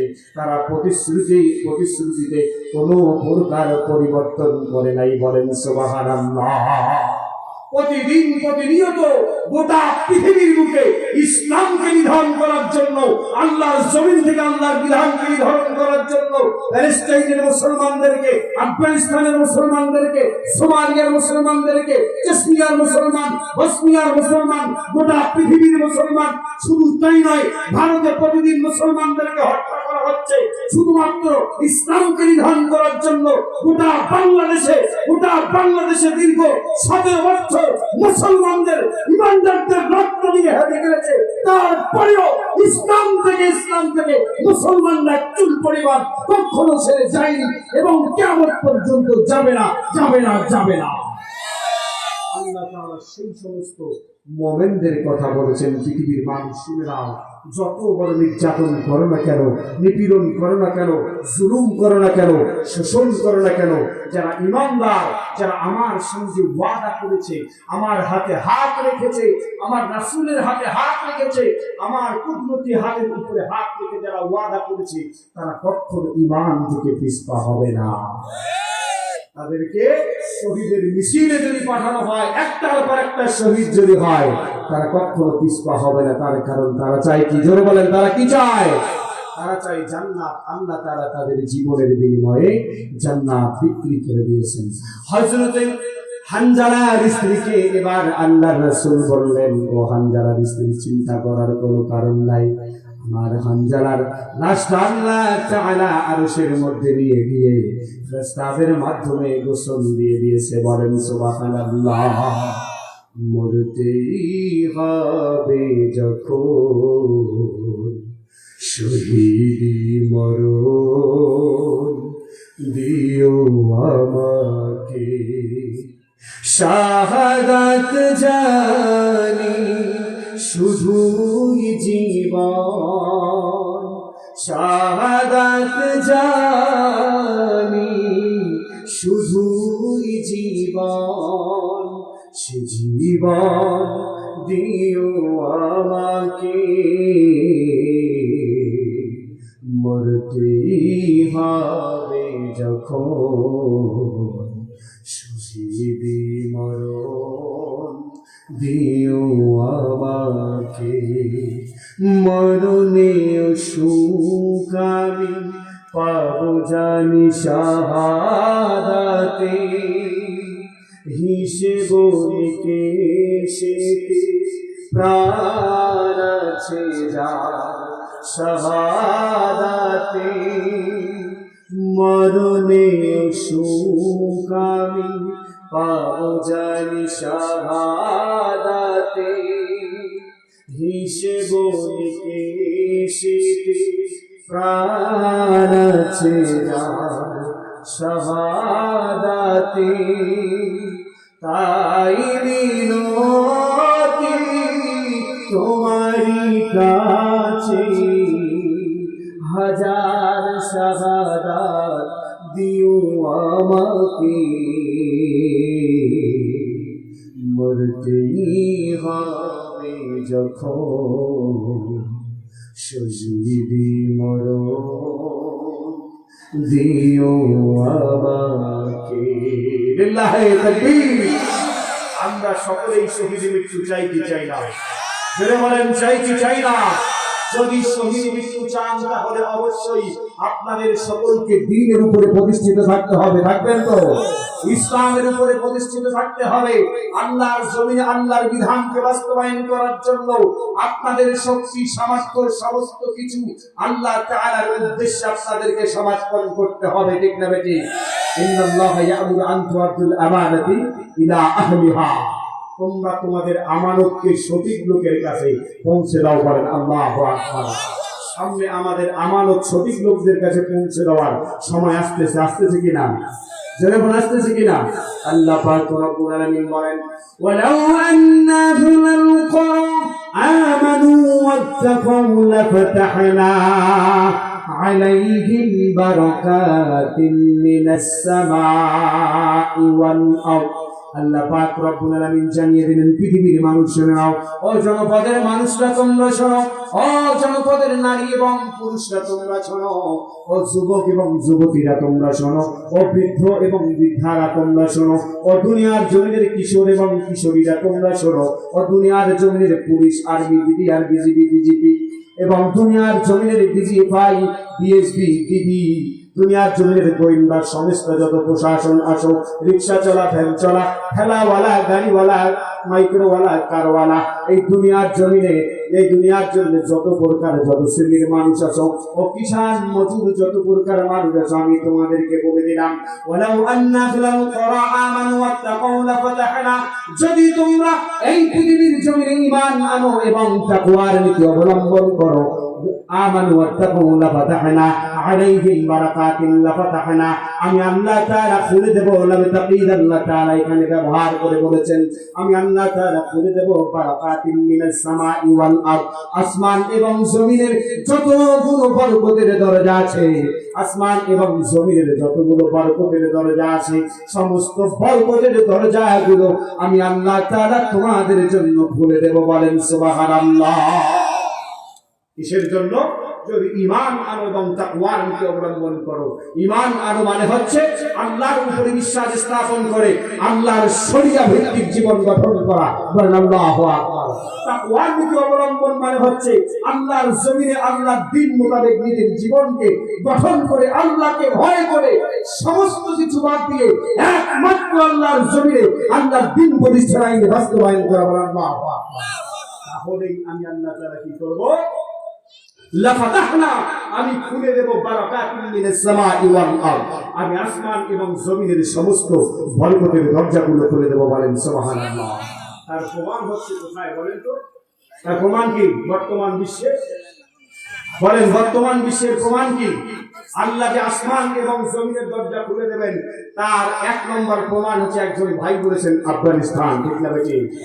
কয় বছর হচ্ছে স্বাধীন হওয়ার? কয় বছর? মাত্র 5 বছর পার হচ্ছে। কয় বছর? মাত্র 5 বছর পার হচ্ছে স্বাধীনতা অর্জন করার। আজকে তাদের মুদ্রার দাম 3 নম্বরে চলে গেছে। বলেন আল্লাহু আকবার। কয় নম্বরে চলে গেছে? জোরে বলেন, কয় নম্বর? 3 নম্বরে চলে গেছে তাদের মুদ্রার দাম। আর আমাদের স্বাধীনতার 55 বছর হয়ে গেল, আমরা প্রতিদিন শুধু না খেয়ে থাকি। এই কথা বলেন না কেন? আমরা শুধু না খেয়ে থাকি। এই দেশের জমিনের মতো জমিন কি গোটা পৃথিবীর জমিন আছে? বলেন তো, গোটা পৃথিবীর জমিন আছে? ভাইরা আমার, বিশ্বের বিভিন্ন রাষ্ট্রে যাবেন, যে রাষ্ট্রগুলোতে গাছপালা যদি আপনি লাগান, তাহলে ওই গাছপালাগুলোতে প্রত্যেকটা গাছের শিকড়ে তল দিয়ে পাইপলাইন সেট করে দেওয়া হয়েছে, সেখানে প্রতিদিন পানি দিতে হয়। ঠিক আছে? প্রতিদিন পানি দিতে হয়। আর এমন একটা সোনার দেশ, মাতৃভূমি বাংলাদেশ আমরা পেয়েছি, যে বাংলাদেশের মধ্যে একটা আম খেয়ে ফেলে দেবেন, যে কোনো স্থানের মধ্যে আপনি 5-7 দিন 10 দিন পর দেখবেন সেখান থেকে অঙ্কুর বাইরে যাচ্ছে। ঠিক না বেঠে? যেখানেই ফেলবেন, বাংলাদেশের এমন কোন স্থান নাই যে স্থানের মধ্যে এই জিনিসটা উৎপাদিত হয় না। সেই বাংলার জমিন সবচেয়ে রহমতের বরকতের জমিন, যেখানে সমস্ত কিছু ফলা যায় এবং ফলে সেই জায়গা আগে উন্নত হয় না, পরে উন্নত হবে। বলেন তো, মালয়েশিয়া আমাদের 8 বছর আগে মাত্র স্বাধীনতা অর্জন করেছে। কয় বছর? জোরে বলেন, কয় বছর? মাত্র 8 বছর আগে, 63-64 সালে, 1963-64 সালে। আজকে মালয়েশিয়া গোটা বিশ্বের মধ্যে একটা উন্নত রাষ্ট্র। ঠিক না বেঠে? জোরে বলেন, ঠিক না বেঠে? কেন? সেখানে একজন সৎ নেতৃত্ববান ব্যক্তি ছিল, যিনি ছিলেন সৎ নেতৃত্ব, দুর্নীতিবিহীন একজন মানুষ। তার নাম হচ্ছে মাহাথির মোহাম্মদ। ঠিক না বেঠে? আর আফগানিস্তানের উন্নয়নের কারণ হচ্ছে সেখানে একজন ফল বিক্রেতা ফল বিক্রি করতেছেন, রেসপন্স পাই দিয়ে একজন সাংবাদিক তাকে বলল, ভাই আমি শুনেছি, যতটুকু জানলাম আমি শুনেছি আপনি নাকি আফগানিস্তানের স্বাধীনতা যুদ্ধের একজন কমান্ডার ছিলেন, আপনি নাকি যুদ্ধের নেতৃত্ব দিয়েছেন বিশাল এক বাহিনী, আপনি আজকে এখানে ফল বিক্রি করতেছেন, এর কারণটা কি? তিনি বললেন, কেন, সমস্যা কি? বললেন, আপনি তো পারলেই আফগানিস্তানের সরকারের কাছে একটা দরখাস্ত দিয়ে ভালো একটা স্থান অধিকার করতে, ঠিক বলেছেন, অধিকার করতে আপনাকে আজকে এই নারিকেল, জাম্বুরা, এই আঙ্গুর, সেফল, আপেল এগুলো বিক্রি করতে হয়। উনি বলতেছেন, ও তুমি কোন দেশের মানুষ? তখন তিনি বললেন যে আমি হচ্ছি বাংলাদেশি মানুষ। তখন তিনি বললেন যে এই জন্যই তো তুমি সেই কথা বলবা, তার কারণ তোমার দেশে স্বাধীনতা অর্জন করে আমি আমাদের দেশের মুক্তিযোদ্ধার গীবত গাচ্ছিলাম বা তাদের বিরুদ্ধে কোনো কথা বলতেছিলাম। তোমার দেশে যুদ্ধ করলে তো যুদ্ধে যিনি যুদ্ধ করেছেন সেই মুক্তিযোদ্ধাও পায়, তার সন্তানও পায়, তার নাতিও পায়, তার পুত্রীও পায়, ঠিক না? ঠিক। আমরা সেজন্য যুদ্ধ করি নাই, নিজের স্বার্থ হাসিলের জন্য যুদ্ধ করি নাই, নিজের দেশের সম্পদ বাহিরে লুণ্ঠন করার জন্য যুদ্ধ করি নাই, নিজের দেশের সম্পদ দিয়ে বিদেশে বেগম করাবার জন্য আমরা যুদ্ধ করি নাই, আমরা নিজের দেশের সম্পদ দিয়ে বিদেশে হাওয়া ব্যবহার করার জন্য এদের স্বাধীন করি নাই। আমরা স্বাধীন করেছি এখানে আল্লাহর জমিনে দিন প্রতিষ্ঠা এবং আফগানিস্তানের মানুষের জীবন মানের উন্নয়ন করার জন্য। আমরা এই জন্য দেশ স্বাধীন করি নাই। তারা স্বচ্ছতা এবং জবাবদিহিতার মধ্যে আছে। আমরা সেই সমস্ত মানুষদেরকে সামনে আমাদের রাষ্ট্র ক্ষমতায় দেখতে চাই যারা এই জমিন থেকে 2 টাকার দুর্নীতি করবে না, ঠিক না? ঠিক। আমাদের একজন দেশের একটা বড় দলের একটা বড় নেতা বলেছেন, আমরা সামনে যদি ক্ষমতায় আসি তাহলে মদিনার আইন দিয়ে রাষ্ট্র পরিচালনা করব, ঠিক না? ঠিক। আমরা তো স্বাগত জানাই, ঠিক না? ঠিক। এর আগেও একজন বলেছিল মদিনার সনদ দিয়ে রাষ্ট্র পরিচালনা করবে, মদিনার সনদ দিয়ে রাষ্ট্র পরিচালনা করে মৌলবি বিচার, কথা বলেন না কেন? আলেম ওলামাদেরকে ফাঁসি দেয়, দেশকে গোটা জমিনকে কারাগার বানিয়ে ফেলে, গোটা 15 বছর ঠিক মতো একটা দিন বাড়ির মধ্যে ঠিক মতো ঘুমাতে পারে নাই, টেনশন ছাড়া। গোটা 15 বছরে হিসেব করে যদি দেখি তাহলে গোটা বছরে একটা করে বছরে 50 দিন বাড়িতে ঠিক করে ঘুমাতে পারে না। 50 দিন বিবাহ করেছি, শুরু হয়ে গেছে, ভাই 14 সালে বিবাহ করেছে, বুঝছেন? আমার স্ত্রী জানে আমার ব্যাপার ঘটনার কাণ্ডবৃত্তি, বুঝতে পেরেছেন? আল্লাহ মাফ করুক সকলকে। আমি আপনি মদিনার আইন রাষ্ট্র পরিচালনা করতে চান, আপনাকে আমরা স্বাগত জানাই, ঠিক না? ঠিক। আপনি চালাবেন, আপনাকে সহযোগিতা করব, আপনাকে সমস্ত প্রকার সহযোগিতা করব, আর্থিক সহযোগিতা করব, মানসিক সহযোগিতা করব, আমাদের সর্বশক্তি দিয়ে আপনাকে সহযোগিতা করব। আমরা তো সেটাই চাই, মদিনার আইন দিয়ে বাংলার জমিনে রাষ্ট্র ক্ষমতায় কোরআনকে আনতে চাই। সম্মানিত ভাইরা, এটাই তো আমরা চাই। যদি এই কোরআনকে প্রতিষ্ঠার আন্দোলন করি তাহলে আল্লাহ তাআলা কি বলেছেন? ওয়ায়াগফির লাকুম যুনুবাকুম, তোমার জীবনের গুনাহ মাফ করে দেব, বলেন সুবহানাল্লাহ। ওয়া ইউদখিলকুম জান্নাতিন তাজরি মিন তাহতিহাল আনহার, আমি তোমাদেরকে জান্নাতের মধ্যে প্রবেশ করাবো, বলেন সুবহানাল্লাহ। তাহলে 1 নম্বর হচ্ছে আল্লাহর কাছে নিজের জীবনের গুনাহ মাফ পাওয়ার 1 নম্বর উপায় হচ্ছে আল্লাহর ইবাদত, 2 নম্বর হচ্ছে তাওবা করা। কয় নম্বর? 2 নম্বর হচ্ছে কি করা? তাওবা করা। 3 নম্বর হচ্ছে আল্লাহর জমিনে আল্লাহর দ্বীন প্রতিষ্ঠার আন্দোলন করা। ভাইরা আমার, 3 নম্বর হলো, 3 নম্বর বলে শেষ করবে ইনশাআল্লাহ। শুনবেন তো না? শুনবেন? যদি আসেন শেষ করে দেই। 3 নম্বর হলো আল্লাহ পাক রব্বুল আলামিন বলেন, পৃথিবীর মানুষ শুনে নাও, ওয়াকাদা রাব্বুকা আল্লা তা'বুদু ইল্লা ইয়্যাহু ওয়া বিল ওয়ালিদাইনি ইহসানা, আমি তোমাদের জন্য ফরজ করে দিলাম, আইন করে দিলাম, বিধান করে দিলাম, রব্বুকা আল্লা তা'বুদু, তোমরা এই দুনিয়ার জমিনে আল্লাহর দাসত্ব করবা, আল্লাহর আইন মানবা, বিধান মানবা, আল্লাহর বিধান অনুযায়ী জীবন গঠন করবা, ইল্লা ইয়াহু ওয়া বিল ওয়ালিদাইনি ইহসানা, এবং পিতামাতার সাথে তোমরা সদাচরণ করবা, পিতামাতার সঙ্গে সদাচরণ করবা। তার কারণ হচ্ছে হুমা জান্নাতু ওয়া নারু, পিতামাতার সাথে যদি সদাচরণ করো, ভালো আচরণ করো। এ ভাই চলেছেন কেন, কি বলা? হ্যাঁ, কালেকশন করলে কিন্তু যাবে না, এখন যাবে না ভাই, বুঝবেন না। আমি আলোচনা শেষ করবো, ওনারা যাবে, আপনি শুরু দিতেই থাকবেন। হুমা জান্নাতু ওয়া নারু, পিতামাতাই তোমার জান্নাত, পিতামাতাই তোমার জাহান্নাম। একটা লোকও টাকা না দিয়ে যাবেন না, যদি 1 টাকা দিতে পারেন তাও দেবেন, পকেটে যা আছে তাই দেবেন, কিন্তু দেখেন বিড়ি সিগারেট আবার দিয়েন না, বিড়ি সিগারেট গুলটু দিয়ে না, আছে থাকে তো পকেটে, তাই না?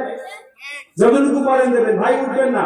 আলোচনা কিন্তু আমি শেষ করবো আর মাত্র বেশি না, 20 থেকে 25 মিনিটের মধ্যে, আমার সময় আর বেশি নেই। আল্লাহ তাআলা বলেন, আল্লাহ রাসূল বলেন, হুমা জান্নাতু ওয়া নারু, পিতামাতাই তোমার জান্নাত, পিতামাতাই তোমার জাহান্নাম। পিতামাতার সঙ্গে যদি সদাচরণ করো তুমি জান্নাত পাবা, আর পিতামাতার সাথে যদি অসদাচরণ করো তাহলে তুমি জাহান্নামে যাবা। পিতামাতার সাথে যারা অসদাচরণ করবে, মৃত্যুবরণ করার সময় তাদের মুখ দিয়ে কালেমা জুটবে না। তার 1 নম্বর প্রমাণ হলো আল-কামা, মায়ের সঙ্গে অসদাচরণ করার কারণে মৃত্যুর সময় তার মুখ দিয়ে কালেমা বাহির হচ্ছে না। আল্লাহর নবীর কাছে খবর হলো, ইয়া রাসূলুল্লাহ, ইয়া হাবিবাল্লাহ, আল-কামার মুখ দিয়ে কালেমা বাহির হয় না, ইয়া রাসূলুল্লাহ, যদি আপনি একটু জানতার সঙ্গে কথা বলেন কি সমস্যা, তাহলে হয়তো কালেমা পড়তে পারে। আল-কামার কাছে গেলেন, আল-কামার মুখ দিয়ে কালেমা বাহির হয় না। আল্লাহর নবী বললেন, দেখো তো তার মা বাবা বেঁচে আছে নাকি? একজন বললেন, ইয়া রাসূলুল্লাহ, মা বেঁচে নাই, বাবা বেঁচে নাই, মা বেঁচে আছে। বললেন যে মাকে নিয়ে আসো। মাকে নিয়ে আসা হলো, তাকে বলা হলো, ও আল-কামার মা, আমার সাহাবী, বিখ্যাত সাহাবী আল-কামার মা তুমি। আল-কামার মুখে কালেমা বাহির হচ্ছে না। ভাইরা আমার, শর্ট করে বলতেছি, কালেমা বাহির হতেছে না। কারণটা কি? আল-কামা কি তোমার সঙ্গে কোনো দুর্ব্যবহার করেছে? আল-কামার মা কোনো কথা বলে না, বারবার জিজ্ঞাসা করার পর কোনো কথা বলে না। আল-কামার মাকে এবার বলা হলো, আপনি যদি না বলেন, আমার সাহাবীর মুখ থেকে যদি কালেমা বাহির না হয়, তাহলে আমি তাকে আগুন দিয়ে পুড়িয়ে মারবো, এবং আমি আমার আল-কামাকে কখনো জাহান্নামে যেতে দিতে চাই না। এবার আল-কামার মা কোনো কথা বললেন না। সাহাবায়ে কেরামদেরকে বললেন, যাও কাঠখড়ি তেল জোগাড় করো। কাঠখড়ি তেল জোগাড় করা হলো। আল-কামার মাকে এবার বলা হলো, আল-কামার মাকে বলা হলো, আল-কামার মা, আল-কামাকে এবার এসে পুড়িয়ে দেওয়া হবে, হত্যা করা হবে। এখানেই পৃথিবীর জমিনে সমস্ত পাপ বিমোচন করে দেওয়া হবে। এই কথা যখন বললেন, হযরত আল-কামার মাকে যখন জিজ্ঞাসা করলেন, সাহাবায়ে কেরামদেরকে পাঠিয়ে দিলেন আল-কামাকে আনার জন্য। আল্লাহর নবীর বাড়ির সামনে গিয়ে পড়ে, পায়ের উপরে পড়ে আল-কামার মা বললেন, ও আল্লাহর নবী, আমি আমার আল-কামাকে মাফ করে দিয়েছি। আল-কামা একদিন আমাকে একটা থাপ্পড় অথবা একটা ধাক্কা দিয়েছে। উফু ওয়ালা তানহারহুমা ওয়া কুল লাহুমা কাওলান কারীমা। আল্লাহ তাআলা বলেছেন, পিতামাতার সঙ্গে এমন কোনো ব্যবহার করা যাবে না, উফ শব্দ পর্যন্ত করার মতো কোনো ব্যবহার করা যাবে না, ধমক দেওয়া যাবে না, কোমলতার সঙ্গে কথা বলতে হবে। যদি পিতামাতা খুশি হয় তাহলে তুমি জান্নাত পাবা, আর যদি পিতামাতা খুশি না হয় তাহলে তুমি জাহান্নামে যাবা। ও দুনিয়ার জমিনের মানুষ, সবার জন্য, মায়ের জন্য কেন ভালো আচরণ করতে হবে একটা জিনিস চিন্তা করেন। আমরা যখন মাতৃগর্ভে ছিলাম, আমরা মাতৃগর্ভে যখন 7 মাস আমাদের বয়স ছিল, ওই 7 মাস বয়সে আমরা মায়ের পেটে 10 ইঞ্চি ছিলাম। কয় ইঞ্চি বলেন? আমরা মায়ের পেটে 10 ইঞ্চি ছিলাম।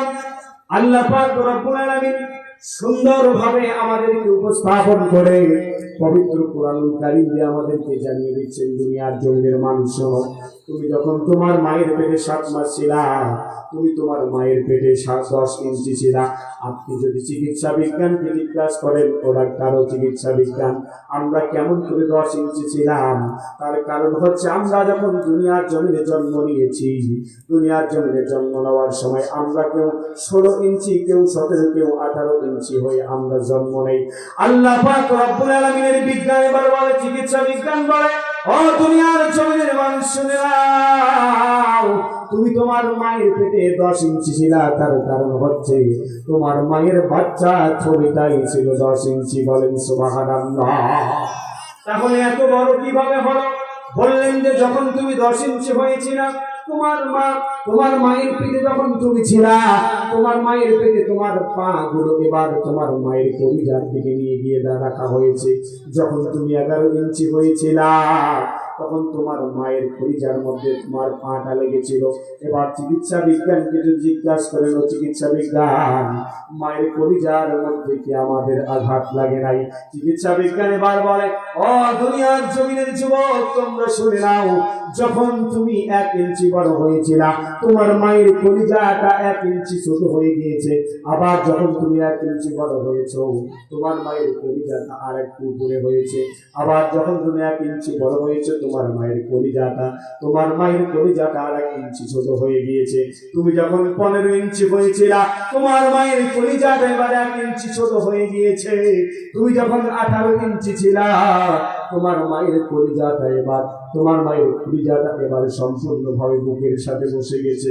এবার আপনি যদি চিকিৎসা বিজ্ঞানকে বলেন মায়ের কলিজার মধ্যে কি আঘাত লাগে নাই, চিকিৎসা বিজ্ঞান বলে, দুনিয়ার জন্মের মানুষ শুনে নাও, 7 মাস থেকে তুমি যেদিন জন্ম নিয়েছিলা, এই দুনিয়ার জমিনে আসার পূর্ব মুহূর্ত পর্যন্ত তোমার মায়ের কলিজায় তুমি 4,500 বার লাথি মেরেছ।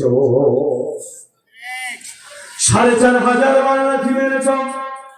চিকিৎসা বিজ্ঞানকে যদি জিজ্ঞাসা করেন মায়ের কলিজায় কি আঘাত লাগে নাই, মায়ের কলিজায় কি আঘাত লাগে নাই, চিকিৎসা বিজ্ঞান বলেন ওই 4,500 লাঠির মধ্যে একটা লাঠি যদি কখনো তুমি তোমার বাবার কলিজায় দাও, ও দুনিয়ার জমিনের মানুষ শুনে নাও, তোমার বাবা দুনিয়ার জমিনে ওই ছোট্ট লাঠিটার কারণে তোমার বাবা কলিজা ফেটে দুনিয়ার জমিনে মারা যাবে। জিজ্ঞাসা যদি করেন চিকিৎসা বিজ্ঞানকে, বাবার কলিজা মায়ের কলিজা তো একই, বাবা মারা যাবে, মা কেন মারা যাবে না? চিকিৎসা বিজ্ঞান বলে দুনিয়ার জমিনের সন্তান, ও যুবক শুনে নাও, বাবার কলিজা এবং মায়ের কলিজা একত্রিত করে পরীক্ষা করা হয়েছে। বাবার কলিজায় লাথি মারলে বাবা মারা যায়, মায়ের কলিজায় যদি লাথি মারো ওই জনম দুকুনি মা মারা যায় না। যত বেশি লাথি মারবা তত বেশি মায়ের ভালোবাসা অর্জিত হবে। বলেন সুবহানাল্লাহ। ভাইরা আমার, একজন মা, চিকিৎসা বিজ্ঞান বলেন, একজন মাকে যখন সিজার করা হয় অথবা নরমালি বাচ্চা হয়, বাচ্চা হওয়ার সময়, প্রথম বাচ্চা হওয়ার সময় সবচাইতে বেশি কষ্ট হয়, সিজার হোক আর নরমালে হোক। হাত পা দুটাই কিন্তু বাঁধা হয়। পায়ের নিচের দিকে ডাক্তার থাকে, উপর দিকে আত্মীয় স্বজন থাকে। পা গুলো যখন, হাত পা গুলো যখন বাঁধা হয়, এই 4,500 লাঠির মধ্যে একটা লাঠি, 3টা লাঠি হচ্ছে সবচাইতে বড়। সর্বপ্রথম লাঠিটা যখন মারা হয়, সঙ্গে সঙ্গে মায়ের বাচ্চা শরীর 53টা পর্দা সঙ্গে সঙ্গে ফেটে যায়। চিৎকার মেরে উঠে মা বলে, আল্লাহ, কোথায় আমার বাবা, কোথায় আমার মা? পানি দাও, পানি দাও। চিকিৎসা বিজ্ঞান বলে পানি দেওয়া যাবে না। এই সময় মাকে যদি 1 ফোঁটা নয়, 1 গ্লাস নয়, 2 গ্লাস নয়, গোটা পৃথিবীর সমস্ত সাগরের পানিগুলো যদি দেওয়া হয়, গোটা নদীর পানিগুলো যদি দেওয়া হয়, গোটা পৃথিবীর সমস্ত পুকুর নলকূপ সমস্ত পানি যদি মায়ের মুখে দেওয়া হয়, ওই বাচ্চা যদি ফেটে যাওয়ার কারণে মা গোটা পৃথিবীর সমস্ত পানিগুলো খেয়ে ফেলবে, মায়ের তৃষ্ণা কখনো মিটবে না। ভাইয়েরা আমার, বাচ্চা হওয়ার সময় সকল মানুষের কাছে একজন মা সবার কাছে ক্ষমা চায়, কিন্তু বাবা মায়ের কাছে ক্ষমা চায় না। স্বামীর কাছে ক্ষমা চায়, বলে প্রাণের স্বামী, আর মনে হয় বাঁচবো না, এতদিন যাবত সংসার করলাম, আর মনে হয় বাঁচবো না, আমাকে মাফ করে দিয়েন, যদি ভুল করে থাকি আমাকে মাফ করে দিয়েন। ভাইয়ের কাছে মাপ চাই, শ্বশুরের কাছে মাপ চাই, শ্বশুরের কাছে মাপ চাই, শাশুড়ির কাছে মাপ চাই, কিন্তু বাবা মার কাছে কখনো মাপ চাই না। তাই কারণ হচ্ছে বাবা মার কিরকম ব্যথা, সন্তান হারানোর ব্যথা একমাত্র বাবা এবং মা জানে। ভাইয়েরা আমার, যেদিন আপনি আমি আমাদের বাবা মা গুলো তার কন্যা সন্তানটাকে বিদায় দেয়, যেদিন বিবাহ দেয়, সেই দিন বাবা এবং মায়ের অবস্থা কেমন হয়? ভাইয়েরা আমার, ওই বাবা এবং মায়ের অবস্থাটা একবার কেমন হয় চিন্তা করে দেখেন। দ্বিতীয় নম্বর লাঠিটা যখন মারা হয়, মায়ের জরায়ুর সাতটা পর্দার সঙ্গে সঙ্গে ফেটে যায়। 900 গ্রাম থেকে 1.5 লিটার রক্ত 2 মিনিটের মধ্যে মায়ের শরীর থেকে বাহির হয়, মায়ের শরীর থেকে বাহির হয়। আপনার আমার মায়ের সামনে যদি 1 পোয়া অথবা 200 গ্রাম 100 গ্রাম রক্ত বাহির হয়, আপনার আমার মা কখনো ঠিক থাকতে পারবে না। পারবে না কি বলেন তো? ঠিক থাকতে পারবে না, হয়তো সেন্সলেস হয়ে পড়ে যাবে। তৃতীয় নম্বর লাঠিটা যখন মারা হয়, মায়ের কলিজার মধ্যে গিয়ে আমাদের বুড়ি আঙুলটা গিয়ে এত জোরে আঘাত লাগে, এত জোরে আঘাত লাগে, দুনিয়ার জমিনের মানুষ শুনে নাও, মায়ের কলিজার পর্দাটা একেবারে চৌচির হয়ে ফাটিয়ে যায়। মানুষের শরীরের কয়েকটা জায়গা আছে জন্টাস, যদি লাগে তাহলে সেন্স থাকবে না, তার মধ্যে মগজের পর্দা, কলিজার পর্দা, চোখের পর্দা, যদি লাগে তাহলে কখনো মানুষের সেন্স থাকে না, অজ্ঞান হয়ে পড়ে যায়। ঠিক সেই সময় মা সঙ্গে সঙ্গে অজ্ঞান হয়ে পড়ে যায়। 2 থেকে 3 মিনিটের মধ্যে বাচ্চাটা দুনিয়ার জমিনে ভূমিষ্ঠ হয়ে যায়। বাচ্চাটা দুনিয়ার জমিনে ভূমিষ্ঠ হয়ে যায়। ওই বাচ্চা ভূমিষ্ঠ হওয়ার পর ডাক্তার বলে, মুখ থেকে তার ময়লাগুলো বাহির করে সরিয়ে দাও, মুখ থেকে ময়লাগুলো সরিয়ে দেওয়া বলো। ডাক্তার বলে, কান্না করাও। তার কারণ যতক্ষণ পর্যন্ত কান্না করবে না, মায়ের প্রসব বেদনা কখনো কমবে না। গোটা পৃথিবীর সমস্ত অ্যান্টিবায়োটিক গুলো যদি খাওয়া হয়, খাওয়ার পর গোটা পৃথিবীর সমস্ত অ্যান্টিবায়োটিক গুলো খাওয়ার পর যতটুকু ব্যথা না কমবে, সন্তান যত কাঁদবে তত বেশি মায়ের ব্যথা কমবে, যত বেশি কাঁদবে হাজার হাজার গুণ ব্যথা কমে যাবে। ভাইরা আমার, ওই সন্তান যেদিন বাহিরে চলে যায়, ওই সন্তান যখন মায়ের কোলে আসে, তার পূর্বে ওই সন্তানের মুখের কাছে এবং মায়ের কানের কাছে একটা মাইক্রোস্কোপ রাখা হয়েছিল। বিজ্ঞানীরা বলেছেন, চিকিৎসা বিজ্ঞান বলেছেন, যখন কান্না করে বাচ্চাটা, কান্না করার সাথে সাথে একটা শব্দ বাহির হয়, সেই শব্দটার নাম হচ্ছে উম্মুক। বলেন সুবহানাল্লাহ। উম্মুন শব্দের অর্থ হচ্ছে মা। এই মা শব্দটা যাওয়ার সঙ্গে সঙ্গে মায়ের কান দিয়ে যখন কলবের মধ্যে চলে যায়, মায়ের সেই কলিজার ফাটা দাগগুলো সঙ্গে সঙ্গে একটার পর একটা সেলাই হয়ে যায়। বলেন সুবহানাল্লাহ। ওই সেলাইগুলো মা পৃথিবীর জমিনে যতদিন বেঁচে থাকবে, ততদিন পর্যন্ত মায়ের ওই সেলাইগুলো, ওই ফাটাগুলো দেখা যায়, মায়ের ওই কলিজার ফাটাগুলো দেখা যায়। শুধু তাই নয়, যদি সন্তান বাহিরে যায়, বিদেশে যায়, যদি সন্তান বাহিরে পড়ালেখা করার জন্য যায়, কেউ যদি বুঝতে না পারে, দুনিয়ার জমিনের কোন মানুষ যদি বুঝতে না পারে, মায়ের ওই কলিজার ফাটাটার মধ্যে কুটকুট কুটকুট করে শব্দ চলে আছে, আঘাত চলে আছে। মা বলতে পারে, আমার কলিজার টুকরা সন্তান, কি জানি হয়েছে আমার সন্তানের। ভাইরা আমার, একটা কন্যা সন্তানকে যখন আপনি আমি দিয়ে দেই বা আমাদের বাবারা দিয়ে দেয়, আজ পর্যন্ত কোন মা তার জামাইকে যদি একটা সন্তান, কন্যা সন্তান হয়, মেয়ে সন্তান হয়, ওই মা তার জামাই হাতে সন্তানকে তুলে দিতে দিয়েছে, আজ পর্যন্ত কোন মহিলা দেখাতে পারবেন না হাসতে হাসতে তুলে দিয়েছে নাকি? কারো শাশুড় কারো হাতে, কারো স্ত্রীকে হাসতে হাসতে তুলে দেয়? হাসতে হাসতে তুলে দিতে পারেন না। এমন কতগুলো মা আছে জামার হাতে যখন তার কন্যাকে তুলে দেয় কান্না করতে করতে সেন্সলেস হয়ে পড়ে, ঠিক না বেঠিক? কান্না করতে করতে সেন্সলেস হয়ে পড়ে। কন্যা সন্তানকে বাবা সবচাইতে বেশি ভালোবাসে। ঠিক ওই সময় যে সময় কাঁদে বামাই করে সবাইকে কাছে পাওয়া, কিন্তু বাবাকে পাওয়া যায় না। ঠিক আছে, বাবাকে পাওয়া যায় না, কারণ বাবা গাছের ওট হয়ে অথবা দেয়ালের ওট হয়ে কোনো ফল পুঞ্জের ওট হয়ে চুপ করে দেখে। তার কারণ হচ্ছে এই জীবনের সব চাইতে কলিজার টুকরা হলো তার ওই কন্যা। বাবা কন্যাকে বেশি ভালোবাসে, আবার কন্যাও বাবাকে সবচাইতে বেশি ভালোবাসে। বাবারা, চাচারা, মামারা খুঁজে কোথায় কোথায় গেল ওর বাবা, কন্যার বাবা কোথায় গেল খুঁজে পায় না। একবার খুঁজে পেয়ে তাকে স্ত্রী নিয়ে আসে।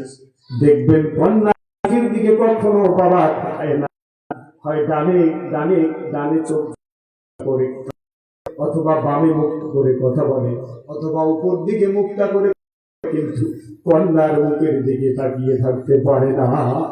আরে বলেন তো পারে? কন্যার মুখের দিকে তাকিয়ে থাকতে পারে না।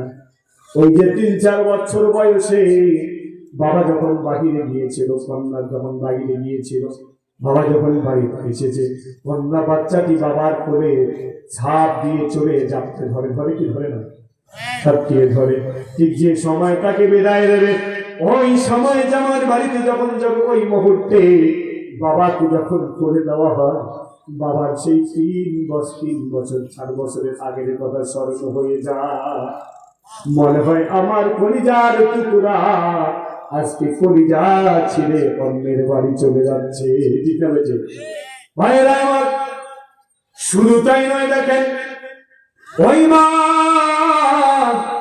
কেউ টের পায় না, ওই মা টের পায়। এই জন্য আল্লাহ তাআলা বলেছেন, দুনিয়ার জমিনে বান্দা বেশি বেশি করে শুকরিয়া আদায় করবা যার পৃথিবীর জমিনে তোমাদের পিতা মাতা বেঁচে আছে। বলেন সুবহানাল্লাহ। ভাইরা আমার, আমি মাহফিল করি প্রতিদিন, বাড়ি যাইতে যাইতে 1টা 1:30 2টা 3টা বাজে। আমার মা অসুস্থ, হার্টের সমস্যা, আবার 2টা কিডনি চলে না, হাঁটতে পারে না, চলতে পারে না, একটু একটু করে হাঁটে, একটু একটু করে চলে। ভাইরা আমার, আমি যতক্ষণ পর্যন্ত বাড়ি যাব না, আজ পর্যন্ত কোনোদিন দেখি নাই, আজ পর্যন্ত কোনোদিন দেখি নাই আমার মা কোনোদিন ঘুমিয়েছে। আজ পর্যন্ত কোনোদিন দেখি নাই আমার মা কোনোদিন ঘুমিয়েছে। আমি যখন বাড়িতে যাব, পশ্চিম দিক থেকে আমি যখন দরজা খুলি, হয় দেখি ঘরের দরজা খোলা, আমার মা ঘরের দরজার মধ্যে দাঁড়িয়ে আছে, না হয় দেখি আঙ্গিনার মধ্যে হাঁটাহাঁটি করতেছে। বাড়িতে ঢুকে বলি, মা এখন কেন ঘুমাও নাই? তোমার হার্টের সমস্যা, তোমার 2টা কিডনি চলে না। 1 বছর আগে মাসে 2 বার ডায়ালিসিস করা হয়েছে, 1 মাসে 2 বার। ও মা, তুমি যদি পড়ে যাও কেউ তো বুঝতে পারবে না, সবাই তো ঘুমিয়েছে। বাবাকে বলি, বাবা মাকে কেন ঘুমাতে আপনি পারেন না? বাবা বলে, আমার কথা শুনে না, যতক্ষণ পর্যন্ত তুই বাড়ি আসবি না, ততক্ষণ পর্যন্ত তোর মা 2 চোখের পাতা একখানি করে না। মাকে বলি, ঘুমাও না কেন? মা বলে, আমার 6টি সন্তান, একটাও বাড়িতে থাকে না। 2টি সন্তান, ছেলে সন্তান ঢাকায় থাকে, 3টি মেয়ে, 3টায় বিবাহ দিয়েছি, তারা তাদের স্বামীর বাড়িতে থাকে। একাই শুধুমাত্র তুই থাকিস। যতক্ষণ পর্যন্ত তুই বাড়িতে আসিস না, ততক্ষণ পর্যন্ত আমার চোখের মধ্যে ঘুম আসে না। যেদিন বাড়ি যাই মনে হয় দরজা খোলা নাই, মনে হয় ঘুমিয়ে পড়েছে। ঘরের মধ্যে যখনই ঢুকবো, কাপড় খুলবো, কাপড় চেঞ্জ করবো, ঠিক সেই সময় পিছনে ঘুরে দেখি জনম দুঃখী মা দাঁড়িয়ে আছে। সেই মাকে কেমন করে আমরা কষ্ট দেই? আমার আল্লাহ বলেন, বান্দা আওয়ালাদুন সালিহুন ইয়াদউ লাহু, যদি কোনো নেককার সন্তান পিতামাতার জন্য একবার দোয়া করে, যদি পিতামাতার সঙ্গে অসদাচরণ করে থাকো তাহলে যাদের বাবা মা বেঁচে আছে আজকে গিয়ে বাবা মার কাছে ক্ষমা চাইবে, চাইবেন তো ইনশাআল্লাহ? জোরে বলেন চাবেন তো? ক্ষমা চাবেন। আর যদি ক্ষমা না চান, পিতামাতা যদি মাফ করে না দেয়, তাহলে পৃথিবীর জমিনে কোনো আমল দিয়ে আপনি জান্নাতে যেতে পারবেন না। আর যদি মারা গিয়ে থাকে, বাবা মায়ের কবরের পাশে গিয়ে দাঁড়াবেন, কোনো ফতোয়াবাজি নয়, কোনো কিছুই নয়, কোন আহলে হাদিস হানাফি হাম্বলি কোনো কিছুই নয়, সমস্ত ফতোয়া বাদ দিয়ে যদি কেউ বাবা মায়ের সঙ্গে অসদাচরণ করে থাকেন, তাহলে আজকে অথবা কালকে গিয়ে বাবা মার কবরের পাশে দাঁড়িয়ে যাবেন। বাবা মার কবরের পাশে দাঁড়িয়ে গিয়ে যখন আপনি দাঁড়িয়ে যাবেন, অটোমেটিকলি যখন কোনো বাবা মার পাশে কোনো সন্তান দাঁড়িয়ে যাবে, যদি বলে রব্বির হামহুমা কামা রব্বায়ানি সগীরা, পৃথিবীর জমিনের এমন কোন সন্তান নাই বাবা মার কবরের পাশে দাঁড়াইলে এই কথা বলার সাথে সাথে চোখের পানি বাহির হবে না। বাইর হবে না? বলেন তো, জোরে বলেন, হবে না? পৃথিবীর এমন কোন সন্তান নাই বাবা মার কবরের পাশে দাঁড়িয়ে যদি এই কথা বলে, তাহলে তার চোখ দিয়ে পানি বেরাবে না। আমার মাকে বললাম, কেন ঘুমিয়ে পড়ল? আমার মা বলল, বাবা তোমাকে যখন আমি আমার চোখ দিয়ে দেখি, তুমি যখন বাহিরে আসো, অনেক মহিলা আমাকে বলেছে তোমার মা বলে তুমি নাকি তার সন্তান নও, তোমার মা নাকি তোমার সন্তান। বলেন সুবহানাল্লাহ। ওই মা বলে যতক্ষণ পর্যন্ত তুই বাড়ি আসিস না, ততক্ষণ পর্যন্ত আমার ঘুম আসে না, তুই বাড়ি আসলে এমনি আমার কিডনি হার্ট নরমাল হয়ে যায়। বলেন সুবহানাল্লাহ। মা তুমি আমার আগে যেও না গো মোরে, মা তুমি আমার আগে যেও না গো মোরে, আমি কেমন করে দিব মাটি তোমার কবরে, আমি কেমন করে দিব মাটি তোমার কবরে, মা তুমি আমার আগে যেও না গো মোরে, নরম বিছানায় তুমি থাকো মাগো, বসলে বসো শীতল পাটিতে, নরম বিছানায় তুমি থাকো মাগো, বসলে বসো শীতল পাটিতে, আমি কেমন করে সেই তোমাকে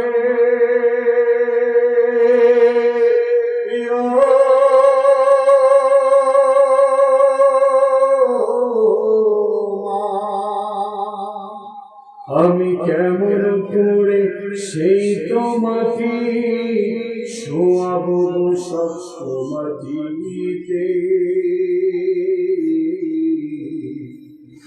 শোয়াবো সমাধিতে,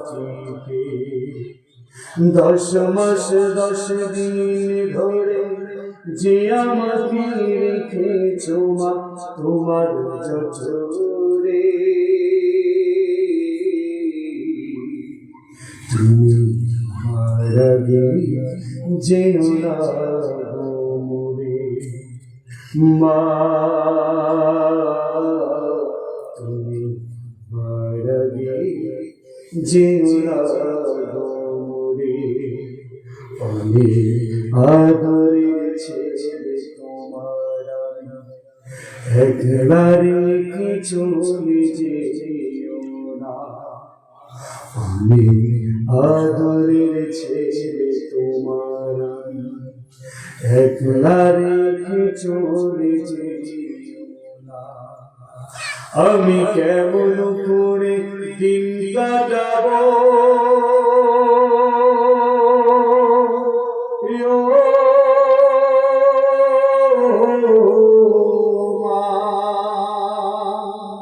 আমি কেমন করে দিন কাটাবো তোমায় ছেড়ে ভেবে দেখো না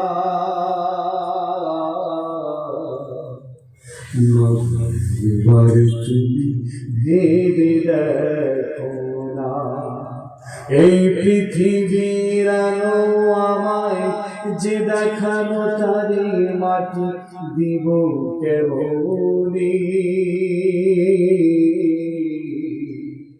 তুমি আমার আগে যেও না মরে মা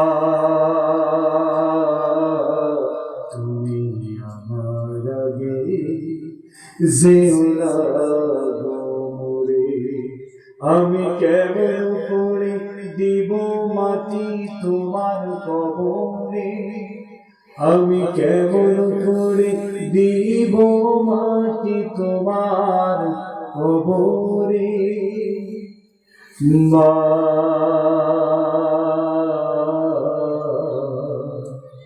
তুমি আমার আগে যেও না মরে সকলে জয় মারহাবা, আর জোরে জয় মারহাবা। তাহলে আজকে আমি যে আলোচনা করলাম, এই আলোচনার মূল বিষয় হচ্ছে গুনাহমাফ। কি মাপ? গুনাহমাফ। 1 নম্বর হচ্ছে তাওবা করা, 2 নম্বর হচ্ছে আল্লাহর ইবাদত করা, 3 নম্বর হচ্ছে আল্লাহর জমিন আল্লাহর দিন প্রতিষ্ঠা আন্দোলন করা, 4 নম্বর হচ্ছে পিতামাতার খেদমত করা। বুঝতে পেরেছেন? এই আলোচনার মূল পয়েন্ট হলো 12টা। কয়টা? 12টা। আলোচনা করেছি প্রায় 2 ঘন্টার মতো, তাই না? প্রায় 2 ঘন্টার মতো আর পাবো না, চলে না, কণ্ঠ আর কামতেছে না। আমি আপনাদের কাছ থেকে বিদায় নেব। বিদায় নেওয়ার শেষ পর্যায়ে দোয়া করবেন। আপনারা দোয়া করেন না? আপনারা দোয়া করেন? করেন তো ইনশাআল্লাহ। দোয়া করবেন না? আজকের এই সমাপনী দিনের সমাপনী দোয়া হবে। এই দোয়ার আগে আমি আপনাদের কাছে অনুরোধ জানাবো, কারেকশন তো করেছে তাই না? কারেকশন তো করেছে, বেশি নয়, মাত্র 5টা মিনিট সময় দেবেন। কয়টা মিনিট ভাই? উঠবেন, অনুরোধ করবো।